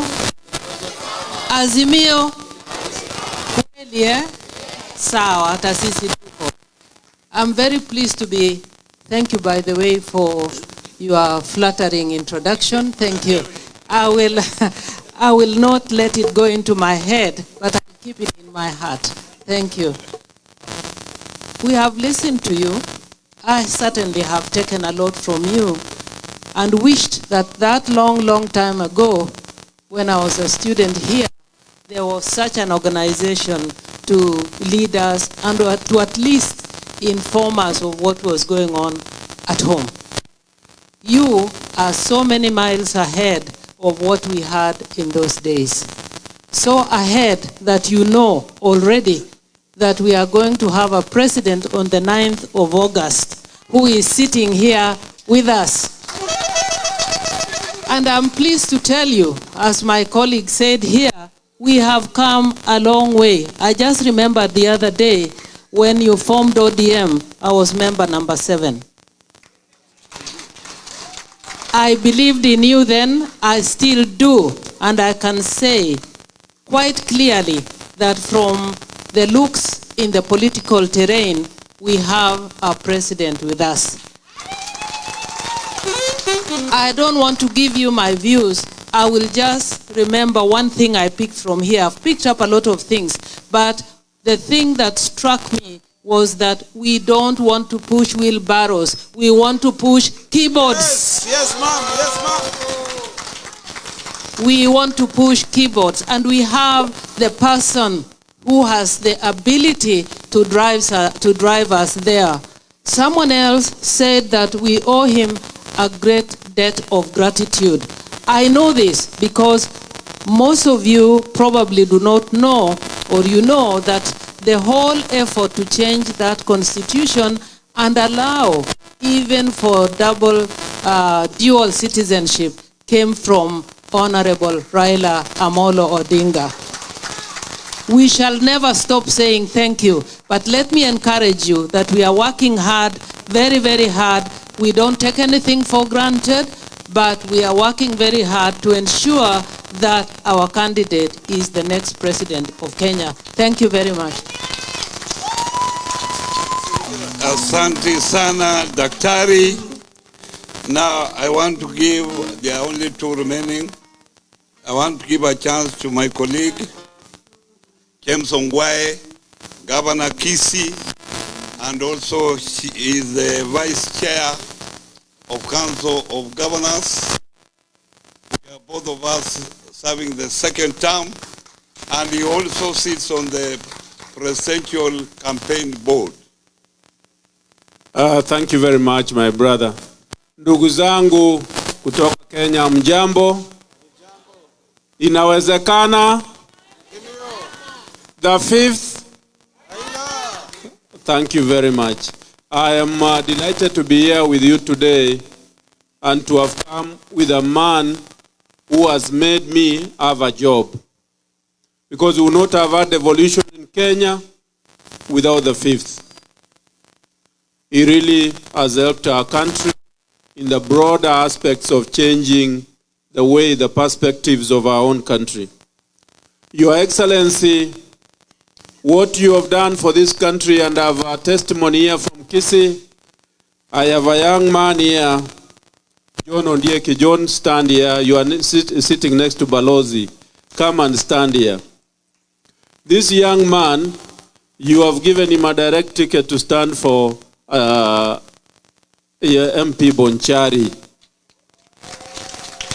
And he stays here in the US. Can we clap for him? And Your Excellency, there are many of them who came from the US, who came to participate in elections, and she is also there. Yeah, thank you very much. Thank you. What this shows, Your Excellency, is endeavor. You have serious. You have another young man here called Balozi. I think he wants to stand next time. I think what we are telling you is that His Excellency here supports you, and when you come back to Kenya, whatever you are seeking in our own country, he will support your endeavor. Let me just say this, ladies and gentlemen, that what we see in the 5th, we see hope for a 3rd republic. And the issues that you have mentioned here, whether it's health services, whether it's infrastructure, these are issues that he has taken care of. And I can tell you for free that he is going to ensure that they are all implemented. Let me finish, ladies and gentlemen, and say that, and I'm saying this without any equivocation, that on the 9th, we are going to have a new president, the 5th. Please show me with your hands that on the 9th, we are going to have the 5th. His Excellency Raila Amolo. Raila Amolo. Thank you very much, ladies and gentlemen, and be blessed. Thank you, Governor, my friend Ongwae. Now, the last person on my list is someone you know very well, a lady who has stood firm when it comes to politics. Yeah? You know her. She's a party leader. She has been a cabinet minister. Martha Karua.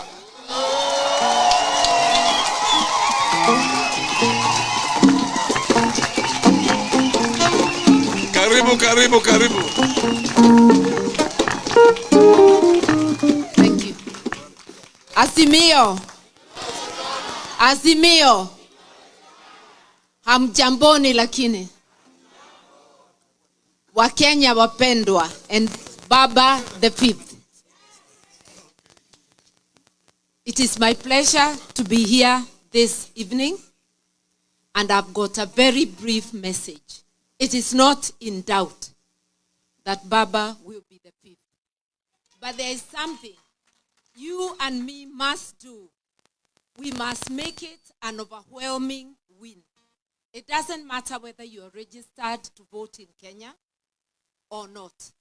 You make calls to your loved ones every day. You've got more votes than the vote in your pocket. Reach out for those votes. Convince Kenyans that indeed there is no other choice but Baba the 5th. The difference between us as Azimio and the competition is like night and day. And in Kenya today, what we have is a deficit of good leadership. Uongozi bora. And that is what we are looking for. We are looking for a team leader who can be trusted, a person who has been tried and tested, a person who has been consistent and passionate in fighting for the rights of Kenyans. There is no other person in the race except Baba the 5th. So we need to get out there with conviction, fetch all the votes in the next 90 days, because we have exactly 90 days, May, June, and July. We've got to make it a landslide. We will have done two things. We will have set the stage to complete the uncompleted business of reform, and we will also have laid down the ghost of disputed elections by having an overwhelming win. Over to you, dear compatriots. Let's do this together. Asanteni.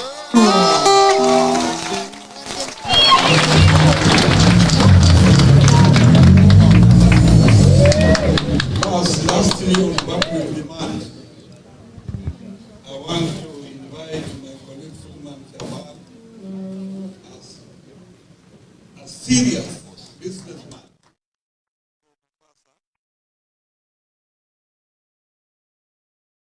Who is part of the presidential campaign team. 1 minute. Wakenya hoi! Oye! Nyinyi mmekuwa wazungu bwana, semeni Kiafrika. Wakenya hoi! Oye! Baba hoi! Oye! I'm standing here as somebody from the diaspora. I was in the diaspora for 25 years. And I went back home, and I've seen many Kenyans who've gone back home, and I have not yet found a Kenyan who went home and regretted. Of course, the first few days,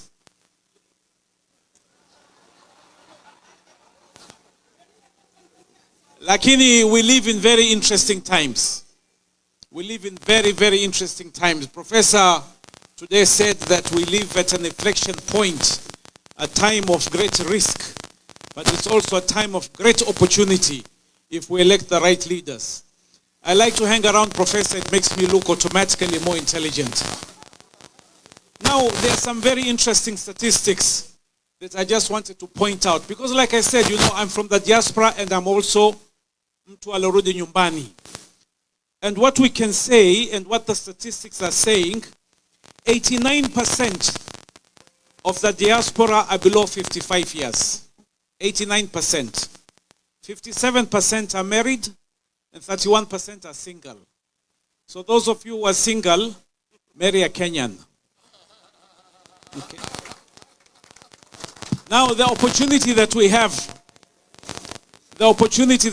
is that the diaspora today remits back $3 billion a year to Kenya.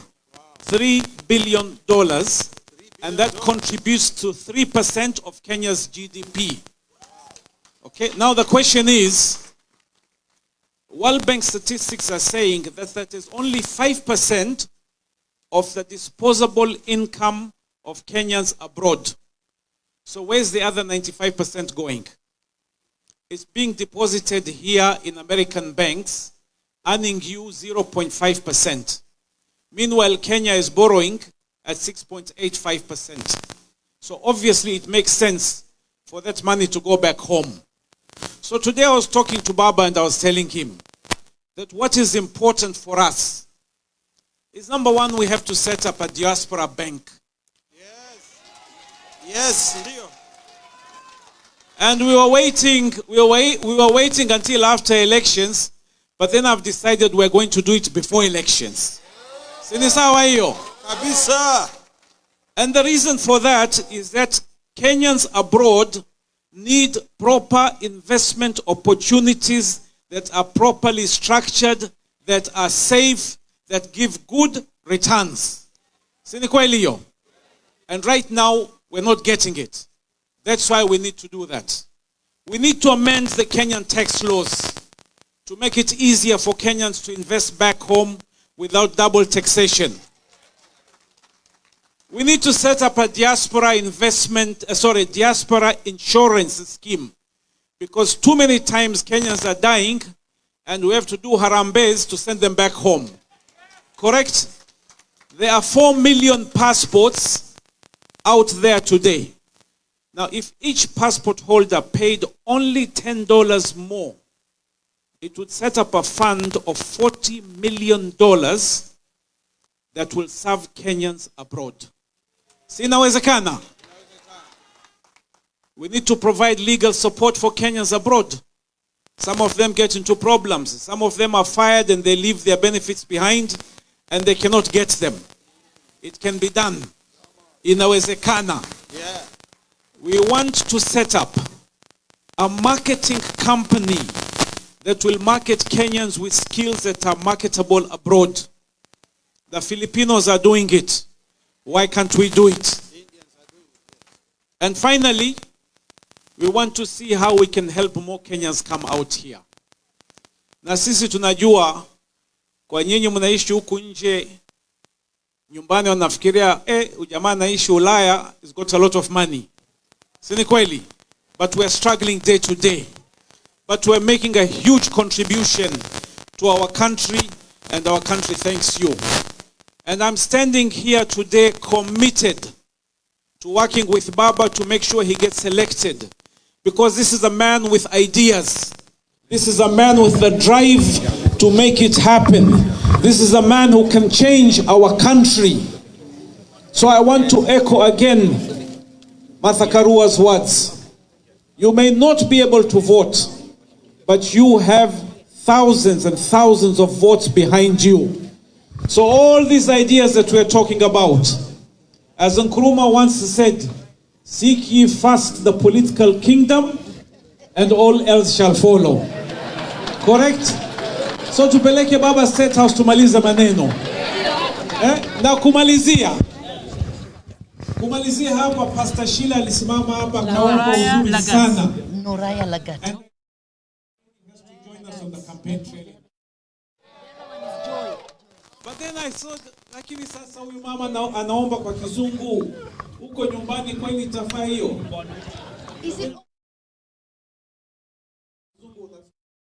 Azimio's gone international. So on that happy note, hebu nione mkono wa baba hapa, mkono wa baba. Asanteni sana, mbarikiwe nyote. Thank you. Ladies and gentlemen, you can see that's a serious businessman. Yes. And it was important that I give him a chance to speak. Since nobody is going to introduce me, but he's unemployed, that's what he says. Since nobody is going to introduce me, I want to introduce myself last. My name is Wycliffe Ambesa Oparanya. Unajua hiyo? Wycliffe Ambesa Oparanya is the governor, first governor of Kakamega County. Through the courtesy of Baba, I also sit on the Presidential Advisory Council, and I also chair the Coalition Executive Council, and I'm also the Deputy Party Leader of ODM, the largest party in East and Central Africa. Unaona hiyo yote? So, ladies and gentlemen, it is amazing today. And I want to thank the conveners of this meeting that you have done a good job to bring all Kenyans. And I know Kenyans, you came here to listen to Baba as your incoming 5th President of the Republic of Kenya. But remember, those of you I met before, I was Minister for Planning. And wherever I used to come here 10 years ago, there were all lamentations about all citizenship, what we are not doing as a government, and sometimes I could even avoid some of you. But today is amazing. It's amazing in that you have talked what you can do for Kenyans. You need proper investment policies. You can create jobs for Kenyans through the ICT and so on. I'm really happy that your viewpoint has really changed. And that's the way to go if we have to help Raila Amolo Odinga to be the 5th President of the Republic of Kenya. And I'm very certain that this is a man that have worked together since 2002 when I became Member of Parliament for the last 20 years. And I know what he can do and what he cannot do. And I don't want to talk about it here. It will take me the whole day. Otherwise, I want now to take this opportunity, all of you to stand, so that we can now welcome Raila Amolo Odinga to speak to us. Thank you, Baba. Okay.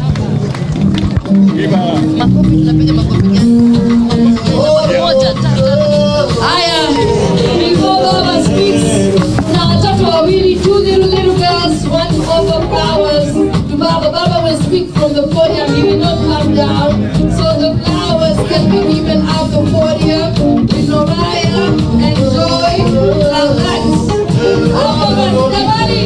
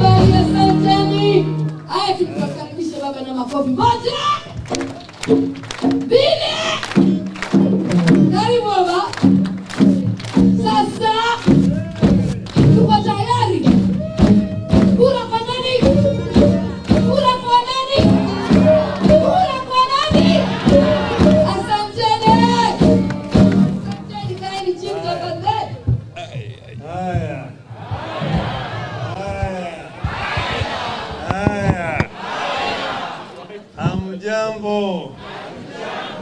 Hamjambo tena. Thank you very much.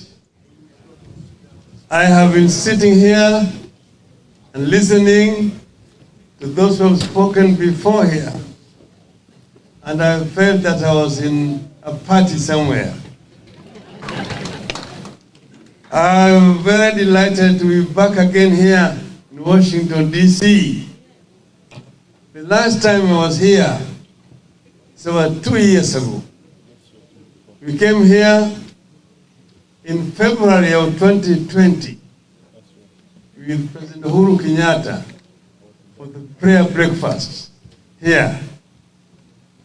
And President Moi passed on when we were here in DC.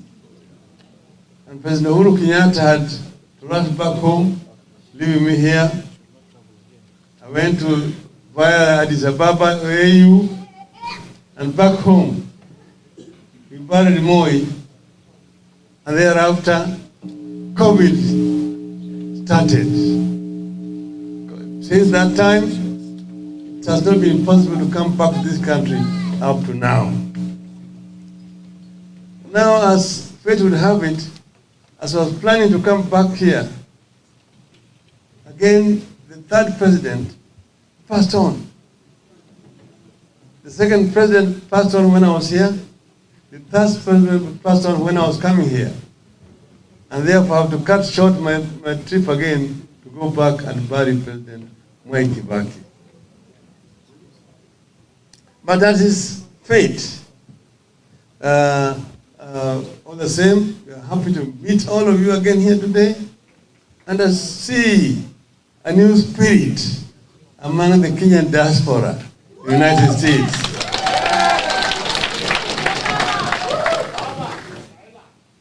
At the moment, I just want to tell you that we are having serious challenges back at home. You know that the COVID has been with us for the last 2 years. It has brought a lot of suffering, devastated the economy. Some businesses have collapsed. There are a lot of problems. Secondly, the war in Ukraine, thousands of kilometers away from our borders, it's also having a very major negative effect on our economy. As you know that Kenya exports tea, coffee, cut flowers, fruits and so on to those destinations. So at the moment we are actually losing a market of over $100 million because of that. And then there's of course the drought. And as a result of all these prices of essential commodities like unga, like gasoline and so on have gone up. But Kenyans are actually feeling the weight. That is what is there right now, but Waswahili wanasema ati baada ya dhiki. Yeah. We are also now, as you have also all said here, facing an election in just about 90 days' time. And as you know, we are representing here a movement which is called Azimio la Umoja One Kenya coalition. One of the biggest coalition that has ever been assembled together in our region. Very close to what we call NAC. Azimio has brought together 25 different political parties. And all these parties come together and have a manifesto and a program for change in our country. All that we want is a peaceful campaigns. We want a peaceful campaign and peaceful elections. So far, things have moved smoothly up to where we are. Barring a very nasty accident, an incident, recently somewhere in Osingishu. When we were supposed to, we went to attend a funeral of a friend of mine, late Mr. Kibor. And then some goons were hired. And those goons actually wanted to kill us. They came, and the attack was vicious. Why not for just the actions of the police officers? The damage could have been much more devastating. You saw what they did to our choppers and so on. But it was something that was properly planned. The police managed to arrest 15 goons that evening with bundles of money that had been given and weapons that we were supposed to use. Unfortunately, we did not go at the time they expected us to go there. I received information early in the morning that they had been hired to go there and come and heckle me and then attack me at the funeral. I decided to go when the funeral service was over. The people were buried.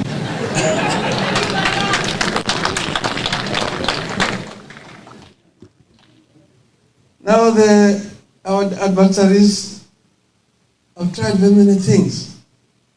They came up with first a very divisive ideology, or that, it is the rich versus the poor, the dynasties versus the hustlers.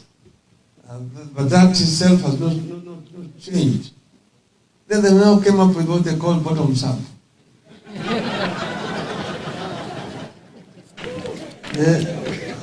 I'm expert in political demagoguery. But as you know, a demagogue can actually cause a lot of harm to a country. I know, I lived in Germany for a long time. And I came there after just about 15 years of Hitler's devastation. Hitler came out during the period of depression. And he came out and said that he had the solution to the German problems. Give me 10 years, and I will give you a new Germany. Yes, in 10 years he gave them a new Germany. That was the Germany that they could not recognize. It was in ruins. It was in ruins. And of course, he was coming up with all sorts of slogans. Esh Arya, the pure Aryan race. And Germany that will be able to conquer the rest of the world, and so on. So he was able to inspire people to destruction. You know what Idi Amin did to Uganda?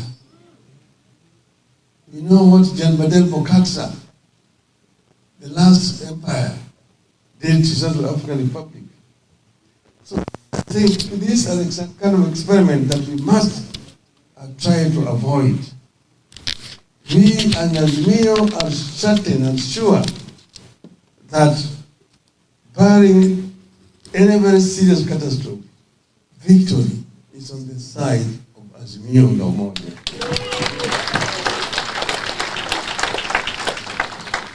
I've been saying, our country has had two liberations. The first liberation ended the colonial rule and brought political independence to our country after many years of colonial subjugation. Then, after that, a new independent regime came into the country, but through a succession of amendments to the Constitution, they established a very authoritarian dictatorial system where the people came, which brought a lot of suffering to our people. Few Kenyans are again to go back to the trenches to struggle for a second liberation. That came after many years of struggle. The second liberation came through the promulgation of a new constitution, the new democratic constitution in 2010. But then that still was still enough. We have a new constitution, but Kenyans are not happy. That's why. because you have not been able to address the issues that made Kenyans first to go to the trenches to fight against colonialism. I was present when they were struggling. And they were saying that we want Mzungu to leave, the African government to take over, to enable us to fight against three major enemies of our people: ignorance, poverty, and disease. 58 years down the road, those enemies are still there. Some of them have even become stronger. And that's when listening to you people here, issues that you've been addressing here are all have a lot to do with those three major enemies of our people. And the founders of our nation had a dream, a Kenyan dream, like they talk here, this kind of the American dream. The kind of Kenyan dream, you find it in our national anthem. Lord, bless this land of ours. Justice be our shield and defender. We dwell in unity, peace and liberty. Plenty be found within our borders. That's the Kenyan dream. One, a God-fearing nation. That's why you started here with prayer. But the national anthem itself is a prayer.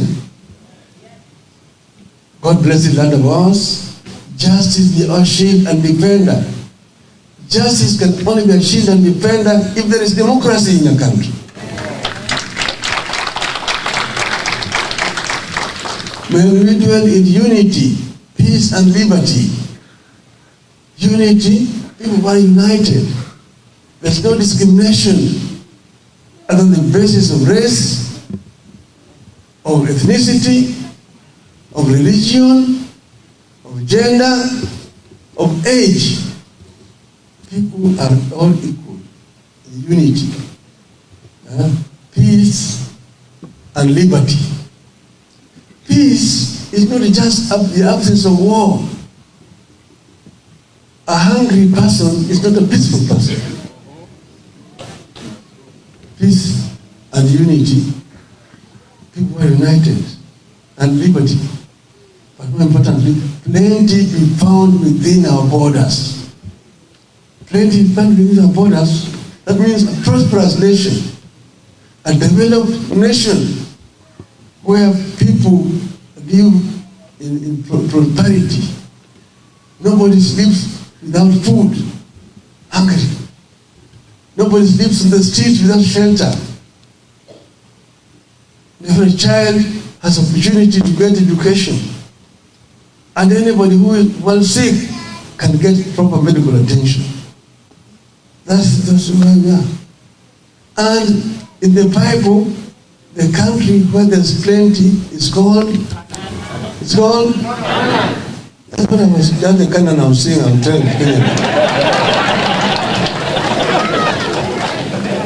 That's the Canaan.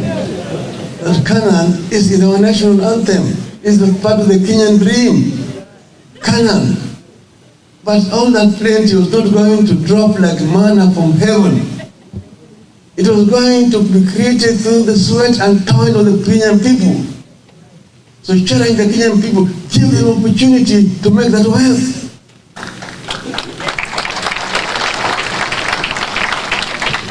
Our people can create that wealth.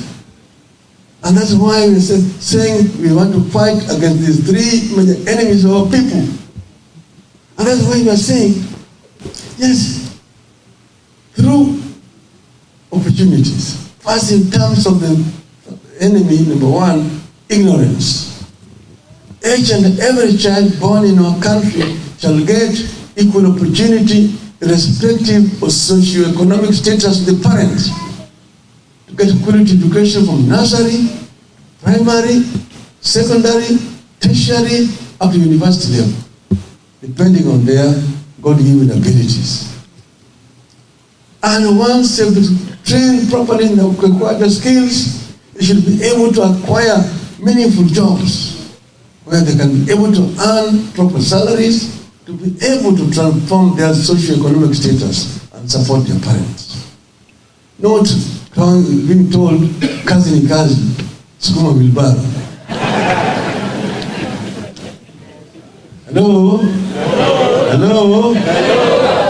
Are we together? That's what you say. And then you also say that those who want to do businesses should get opportunity to do business through access to capital, but they don't have to pay any interest for 7 years until those businesses are mature. Kenyans can do it. And we're saying we also want to help our women to do business properly. In terms of agriculture, introduce smart agriculture, which is more rewarding. Make water available so that people do not have to depend on rain-fed agriculture. We can do this in very many ways. We can do it by harvesting rainwater, constructing dams and ponds, so that when it rains, it floods, you can harvest that water and make it available during the drought, period of drought. And have also proper assistance, tractor services, seeds, fertilizers for our farmers, so that farming can be actually rewarding in our country. So that country can become self-sufficient in terms of food production. That is what area we talk about. The other one is value addition to crops coming from agriculture through construction of industries, so that you do processing. You don't just have to be exporting raw materials to other countries for relief. That way you are exporting labor out of the country. That is something that we talk about. In terms of enemy number 2, which is number 3, health. Yes, she was mentioned this year. The other lady we had talked about here. Health is talking about availability, accessibility, and affordability. It must not just be available, but it must be accessible. You're talking about maternal health care. If it is available, but it is 50 kilometers away, somebody will die before you reach there. So it's nearly nearer where people are. That's why we are talking about at least level 3 house facility in each and every sub-county. Then you go there, you go to level 4, level 5, and then you have level 6 in each and every region. And don't just that facilities are available there. There must be doctors, there must be nurses, and there must be medicine and facilities all there.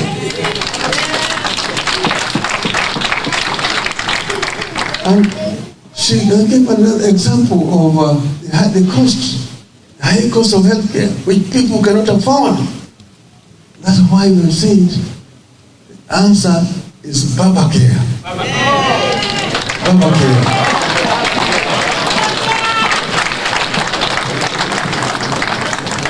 Universal health care. Each and every Kenyan citizen, the children, the youth, the women, the elderly, all must be under health insurance scheme. Those who cannot pay the premium, the government will help them to pay. So that when they are sick, they can be able to afford Medicare, even if they don't have money.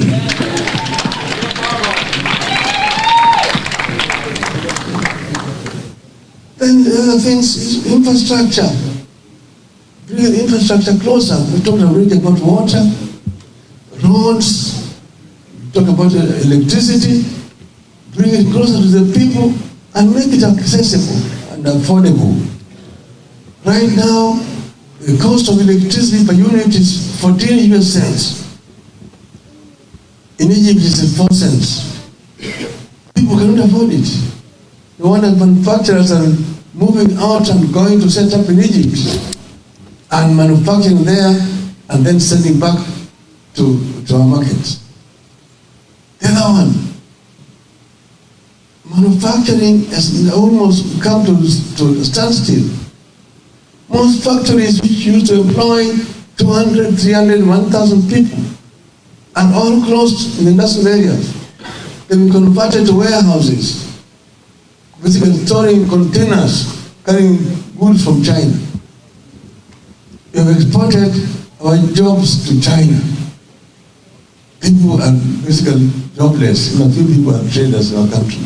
We must change this so that our people can be able to get employment. We are talking about textile. You begin from primary, grow cotton, as used to happen, and then have the textile industries. So that you begin from the very beginning of raw materials, going up through the value chain to the finished product. That will also give a lot of employment for our people. So now I want to now look at the diaspora. The diaspora. The diaspora. And I've talked to people, and I'm always very frank when I'm talking to the diaspora, because I've been part of you people. Sisi ni kama Waarabu wa Pemba, najuana kwa vilemba. First, let me teach you people a bit. I was very disappointed during the recent voter registration exercise. I was all the time being pressed out. Number one, we want dual citizenship. Two, we want to vote. We want the right to vote. I made so much noise when we were there at Bomas Bukenya. Madam Mother Karua here. We were delegates. We were talking on behalf of the diaspora. Professor Makao Mutua there. The diaspora should be allowed to have dual citizenship. Well, yeah. It was not easy, but we pushed it until we got dual citizenship. I agree with you that we need to remove the other discriminating practice there, that you cannot become a diplomat if you are a dual citizen.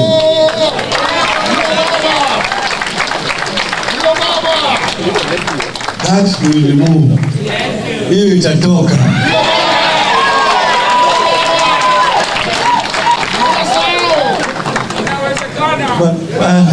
Inawezekana. Where I was disappointed that in the whole of the United States of America, only 700 people registered as voters. I said, what a shame. What a shame. Shame on you.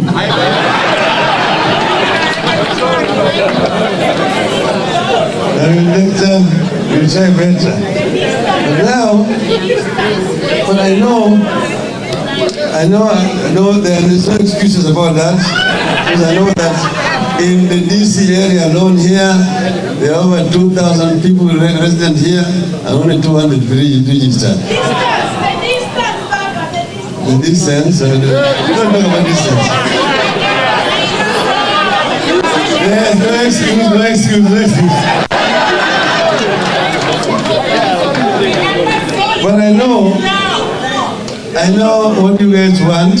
The other services. That issue of opening up consular missions. That we will do. We will open them. We have one in Minnesota. Have one in Texas. Have one in Chicago. Have one in Colorado. And so on and so forth. That is easy. That will be done. Okay? Now, the other one, the issue of getting the diaspora more connected to Kenyan economy. Because the remittances that are coming right now are basically remittances to help families. They're not really investments. And as Mr. Jabali told you guys, partly it is the problem of the mistake is with the system there. The government creating proper investment opportunities for the diaspora. Yes. So that you can invest. An investment in Kenya earn you much more than an investment here in the United States. Yes. Bank here, they will give you 3% investment, and you can get 6, 8, 10% back in Kenya. And we require this investment. Kenya does not need aid. What we require is trade and investment. So we want to create a proper, attractive environment for our own citizens to invest, so that you can be able to reap more benefits out of those investments. Instead of going to go and beg for very expensive loans, short-term, highly expensive loans, high rates of interest, we can have this investment coming from our own citizens. So we are going to create an office for diaspora investment.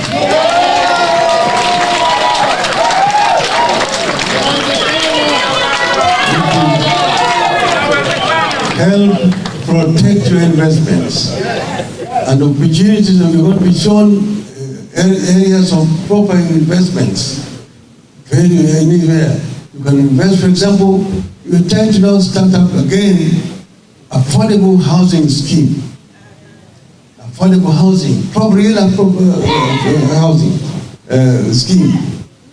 The government has tried to create a housing fund through a housing levy. The trade unions actually opposed it, and that's why it was not done. We have now had a discussion with KOTU, and they have agreed. So the first thing we're going to do is to create a housing development levy. That will create a fund, a pool, in which we can be able to construct low-cost housing, high quality, and the diaspora can invest in those ones there, back in Kenya.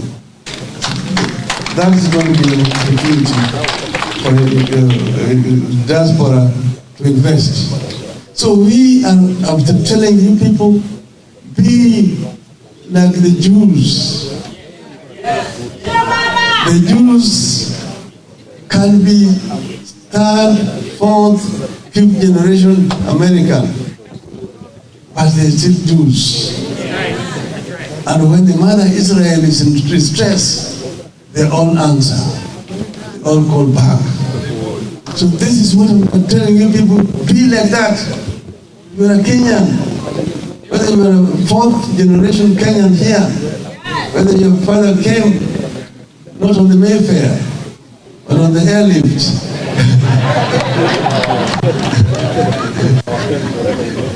You're still a Kenyan. You're still a Kenyan, okay? Are we together? So that's why we want to work with you people together to build a new Kenya. The Kenya that we want to build is going to be a Kenya that cares for all her citizens, wherever they live, in Kenya and out of Kenya. And I'm saying, I'm not looking for followers. I'm looking for partners. People with whom we can partner to build the Kenya that our founding fathers wanted. Our founding fathers wanted that Kenya. They said we want a Kenya where everybody is equal. No discrimination. A Kenya where people share everything that they have. A Kenya where nobody sleeps hungry. A Kenya of opportunities, boundless opportunities. We have all those things in our country. Kenya is the cradle of mankind. All the fossils of humanoid species have been discovered in Kenya. We have got a lot of raw materials. So we are saying that Kenya does not need to be playing in the third league. Kenya needs to be playing in the first league. We do not want to be compared with the worst of the world. Oh, look at Somalia. Look at South Sudan. Look at Ethiopia. We are an island of peace in a sea of turmoil. No. Compare Kenya with Kenya's peers, Kenya's equals. At the time of independence in 1963, Kenya's economy was equivalent to that of South Korea. In terms of GDP, in terms of per capita income, in terms of levels of industrialization, in terms of levels of literacy, all the major economic indicators, Kenya and South Korea were equal. 58 years down the road, Korea's economy is 50 times bigger than that of Kenya. When I was Minister for Roads, I went to Korea to ask for assistance to give me equipment for road construction. They gave me $50 million of loan, and we bought equipment there, graders, excavators, tippers, compactors, all manufactured in Korea. Samsung is manufactured in Korea. Daewoo manufactured in Korea. Hyundai manufactured in Korea. We are still struggling to manufacture an igloo.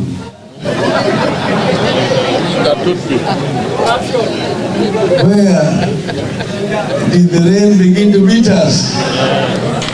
You see, where did the rain begin to beat us? We want to do now what we call leapfrogging, so that we can catch up with our peers like Korea. Don't compare us with these failed economies of the world here. Kenyans compare with the best of the best. That is the route we want to go. And we don't have time to waste. We don't want to have time to waste. We can run, and I'm confident we'll be able to catch up with our peers. And we begin by first and foremost inspiring our diaspora to come forward with us and work together with us. Are you ready? Are you ready? Are you ready?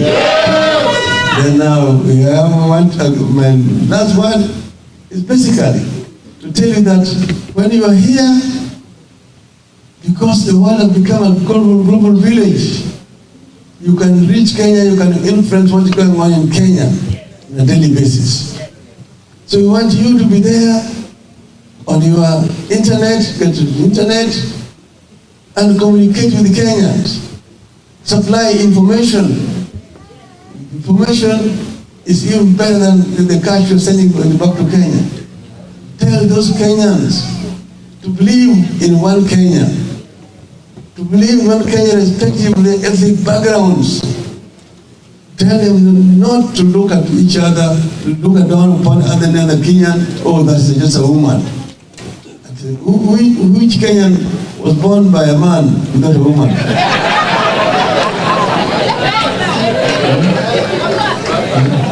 Which one? See, yuko Mkenya ambaye alikuwa ana baba. Kwa kazi ya uzazi, kazi ya mwanaume ni sekunde tu.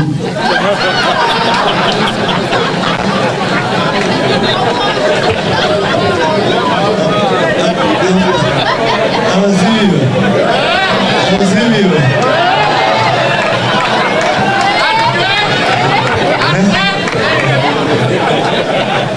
Amedunga na mekwisha yake mekwisha. Mama ndiye anabaki na shida. Miezi 9 mzima kama mama anahangaika. Anashania hapo, mara nyingine kichwa na muuma, tumbo na muuma, hali yake mbaya, anatapika, zaidi ya kuzaa utungu mingi, baadaye kunyonyesha mtoto mpaka mtoto anaanza kudema na kutembea, alafu baadaye unasema tu mwanamke tu. Pumbavu huyu.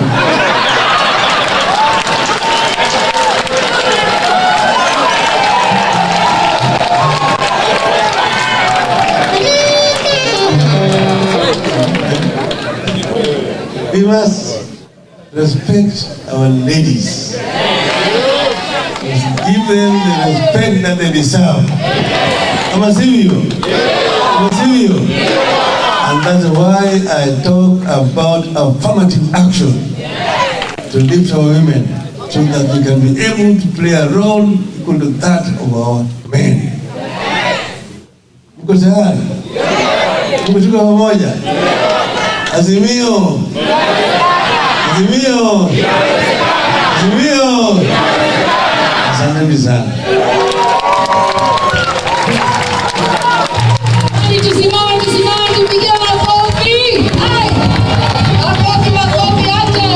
Asante. Your Excellency, asante sana. Bila umesema kuhusu wanawake ni kweli.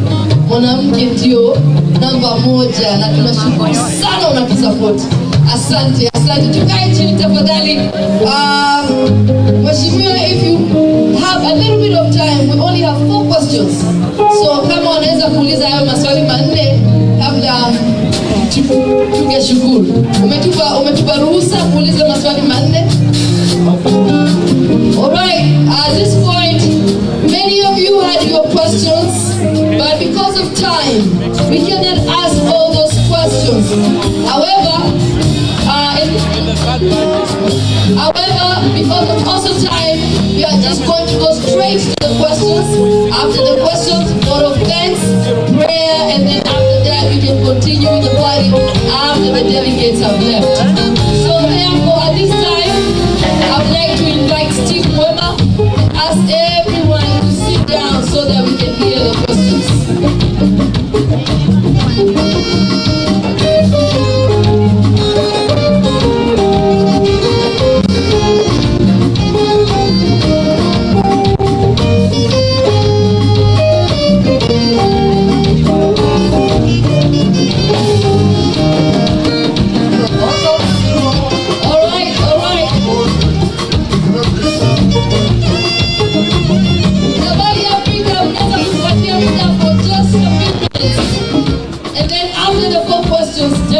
And after the vote of thanks and prayers, we'll have music from Jabali, we'll have more entertainment, and we'll continue from there. But right now, we have the questions.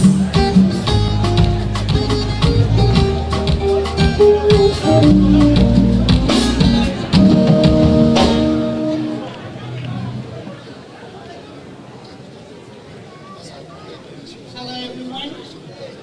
First question. I am a business owner here in the US. My firm hires Kenyans remotely. However, as business owners, we have to pay very high taxes for hiring Kenyans. Can you set up a treaty with the US government that would allow employers to save money on the taxes? Before that, can we please sit down? We need some people to sit down on this side. We need you to sit down. We need you to kind of please lower your volume or your voices so that Your Excellency can hear the question. Yeah, the noise is coming from this corner, please.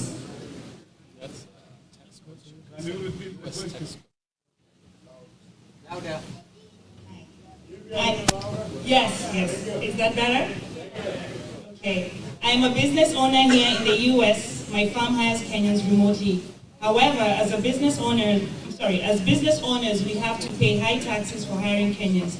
Can you set up a treaty with the US government that will allow employers to save money on the taxes?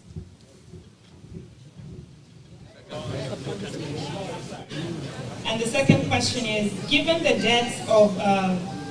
high number of deaths on our roads in Kenya, what will you do to rein in the traffic lawlessness and save lives? Yes. Question number 3. Since democracy dictates that there is no taxation without representation. How is Baba's government planning to ensure the diaspora community needs are heard through having a representative in your government? Question number 4, what will you do to tackle land fraud since so many people have been defrauded?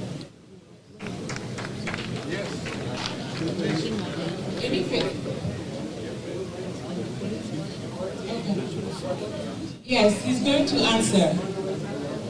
Yeah. No, that's it. Because of time, and we appreciate you guys still hanging with us. And we're about to wrap it up. And then after that, dancing, raha, and all of that, okay? All right.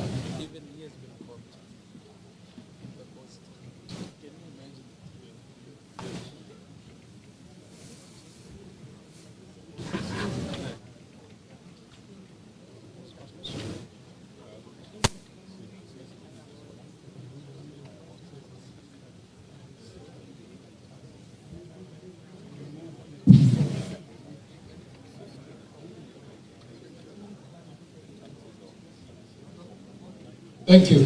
Good evening, everyone. Azimio. Inawezekana. Baba. Asanteni sana. My name again is Memusi Kachori, MP for Kajiado Central.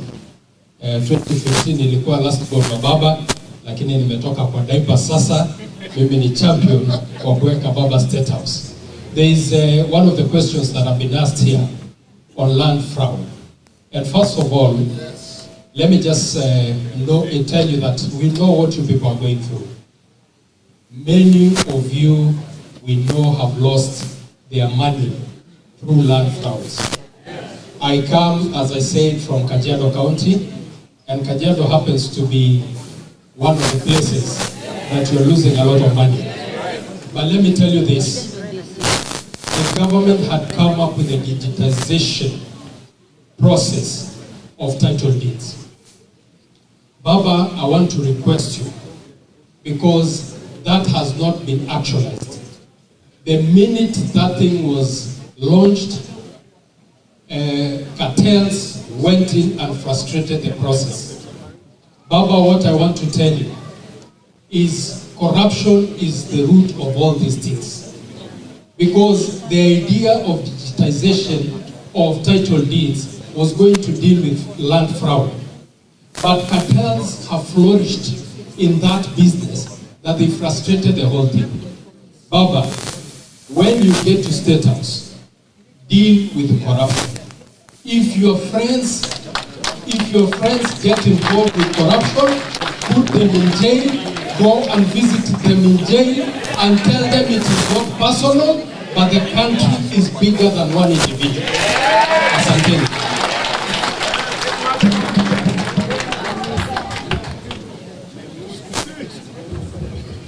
Thank you. I think he's answered that issue very effectively. The issue of double taxation, I guess this has to do with hiring Kenyans here. You're talking about double taxation, and you're talking about Kenya negotiating with the United States. I don't know how does that come in. I mean, because if there's something that means if you're an American company employing Kenyans, then of course if it is in Kenya, then Kenyan laws apply. I don't see how the United States. The income is reportable here. You're required to report the income here, and you're taxed again here. So you pay the taxes in Kenya, but you're required to report that income in Kenya here. So you get double taxed. Oh, that I think is the U.S. actually. It's Correct. So the U.S. will tax you because you have to report that income, and then you also are taxed in Kenya. I think that can be taken up during the bilateral negotiations or talk between Kenya government and United States. That's correct, sir. The other one was the issue of diaspora representation in the government. We are going to have an office specifically dealing with issues with diaspora in Nairobi, which will deal with all the issues that affect diaspora more effectively. Okay? Now,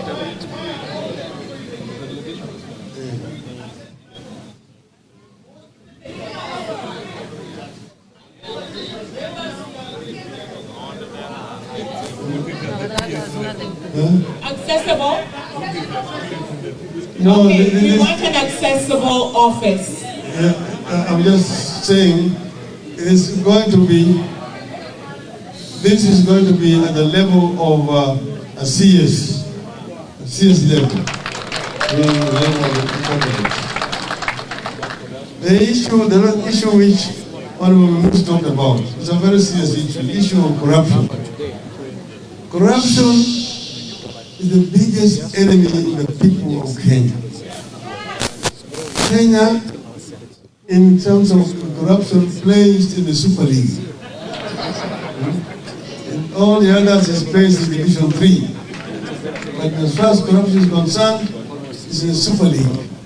And we want to remove Kenya from that league. We want to remove Kenya from that league, and it means zero tolerance. And there's going to be really no huruma. Anybody who is involved in corruption, irrespective of their socio-economic status or relations with the leadership, will be dealt with. Again, one time, our Rwanda has dealt with it.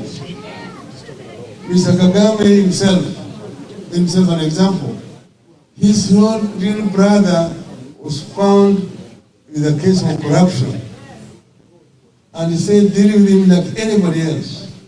And his brother was imprisoned. And President Kagame would go to prison to visit him and tell him, you're my brother, but this is where you belong. See?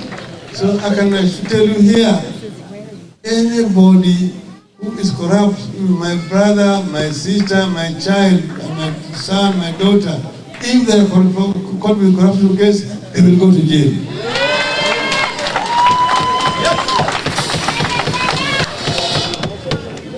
That is the only way that we'll be able to deal with this issue, this cancer of corruption in our country. Thank you.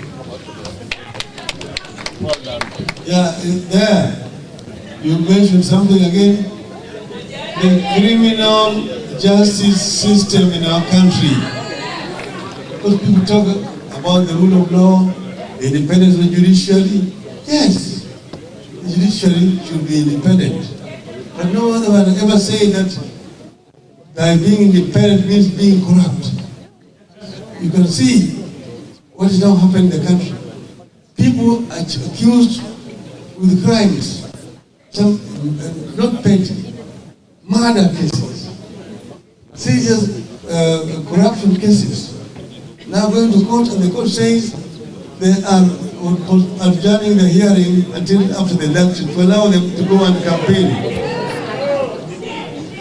And nothing is happening.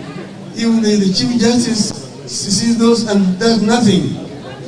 See, this, directly tolerating cases of corruption. Even the director of public prosecution says he's referring cases to allow those who are the suspects to be able to campaign. You see, what is it? It's shame. Shame on the system. That kind of person does not need to be in that position. And those kind of judges do not need to be in those positions. This is what we're going to do. We are going to say yes, independent judiciary, but the judiciary must first itself be transparent and clean before we respect the independence.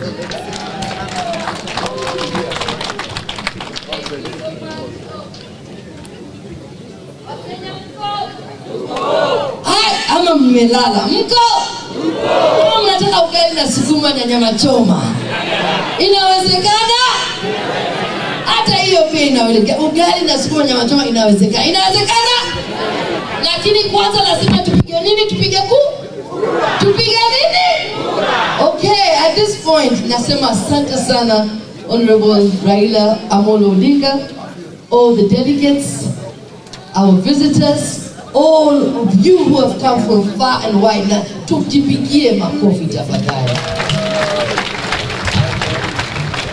And as we are about to wind our program, I would like to call Ms. Patricia Omondi to come and give a vote of thanks, followed by Reverend Victoria Beth Langat for a closing prayer. Then after that, we're also going to have Miss Pinky, who came all the way from Minnesota with a special song for Baba. At that time, the delegates will leave. We'll also have Jabali Africa praying for us and singing for us. Singing for us. And so please, there is more entertainment to come. But at this time, let me pass it to Patricia Omondi. Azimio la Umoja. Azimio la Umoja. To the right, Honorable Raila Amolo Odinga, all distinguished guests, and all protocols observed, good afternoon. On behalf of Azimio la Umoja Diaspora, it is my great privilege to extend our thanks and gratitude to you for taking time off of your busy schedule to commune with us, share our concerns, and grace us with your opinions on these issues. Azimio la Umoja, a great big thank you goes out to you, Baba the Fifth, for the Azimio la Umoja coalition. For it does not matter what we gain. If we lose peace, we would have gained nothing. However, if we lose everything but keep peace, we have lost nothing. Thank you for the sacrifices you have made for peace. Thank you for the handshake.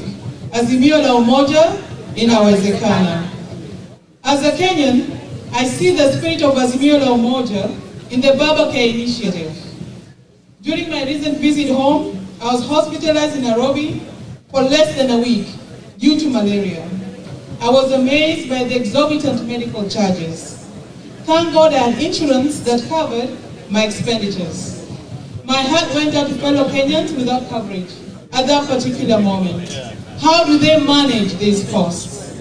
It is so important that everyone be able to access affordable care, regardless of their socioeconomic status. Azimio la Umoja, Inawezekana. As a woman, I see the spirit of Azimio la Umoja in the uchumi wa kina mama, which will finance women-owned businesses, and inua jamii pesa mfukoni that will help needy families. This will bring landmark progression to Kenya, securing our future as a nation of progress. As a mother, I see the spirit of Azimio la Umoja in your waste, not a single child, which will ensure all children have quality education and that no child is left behind. All children will have a chance at a bright, prosperous future and the potential to compete globally. Azimio la Umoja, Inawezekana. In conclusion, we thank you, Baba the Fifth, the father of Azimio la Umoja, because a house divided against itself cannot stand. Kenya is a puzzle that includes the coastal rift, Rift Valley, Central Highlands, Northern Plains, and the Lake region. No piece of the puzzle can exist independently. Every tribe, race, and religion of Kenya is one republic and one nation under God.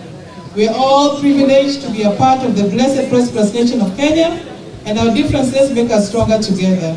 Azimio la Umoja, Inawezekana. We thank you again, the Right Honorable Prime Minister Amolo Odinga, all distinguished guests, and all of you for attending today's gathering. Have a blessed evening and a safe trip to your respective destinations. Please do not forget that we are not done yet. Make your voice count. Go vote, go vote, go vote. Azimio la Umoja, Inawezekana.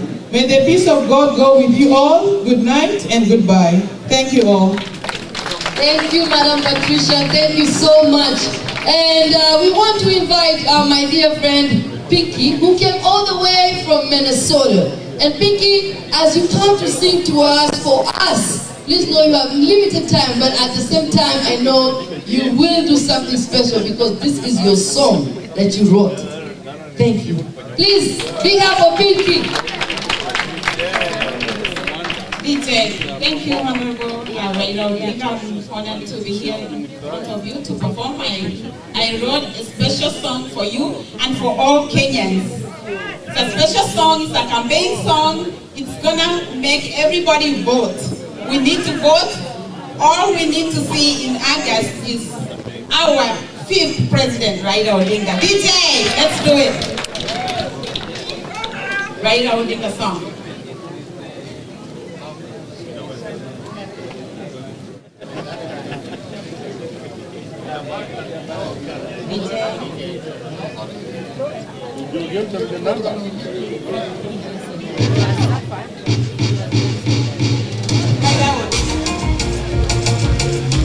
Tumekubali Raila Odinga.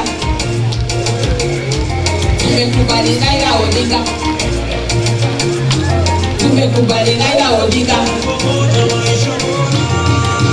Wakenya wote wamekubali. Wakenya wote wamekubali. Mama wote wamekubali. Vijana wote wamekubali. Kenya yote tuchague Raila Odinga. Ili watoto wetu wakasome tuchague Raila Odinga. Kuimarisha uchumi na maendeleo tuchague Raila Odinga. Ili vijana wote wakazi tuchague Raila Odinga. Raila Odinga fagia ufisadi fagia wote. Raila Odinga fagia ukabila fagia wote. Wakenya wote wamekubali. Wazee wote wamekubali. Vijana wote wamekubali. Wajana wote wamekubali. Kenya yote tuchague Raila Odinga. Ili watoto wetu wakasome tuchague Raila Odinga. Na maendeleo tuchague Raila Odinga. Ili watoto wetu wakasome tuchague Raila Odinga. Mpaka Ugambani tuchague Raila Odinga.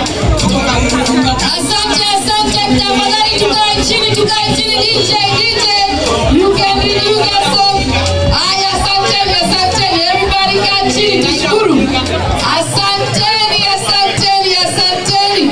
Wacha baba apumzike tafadhali. Patieni baba nafasi ya apumzike. Patieni baba nafasi ya apumzike tafadhali.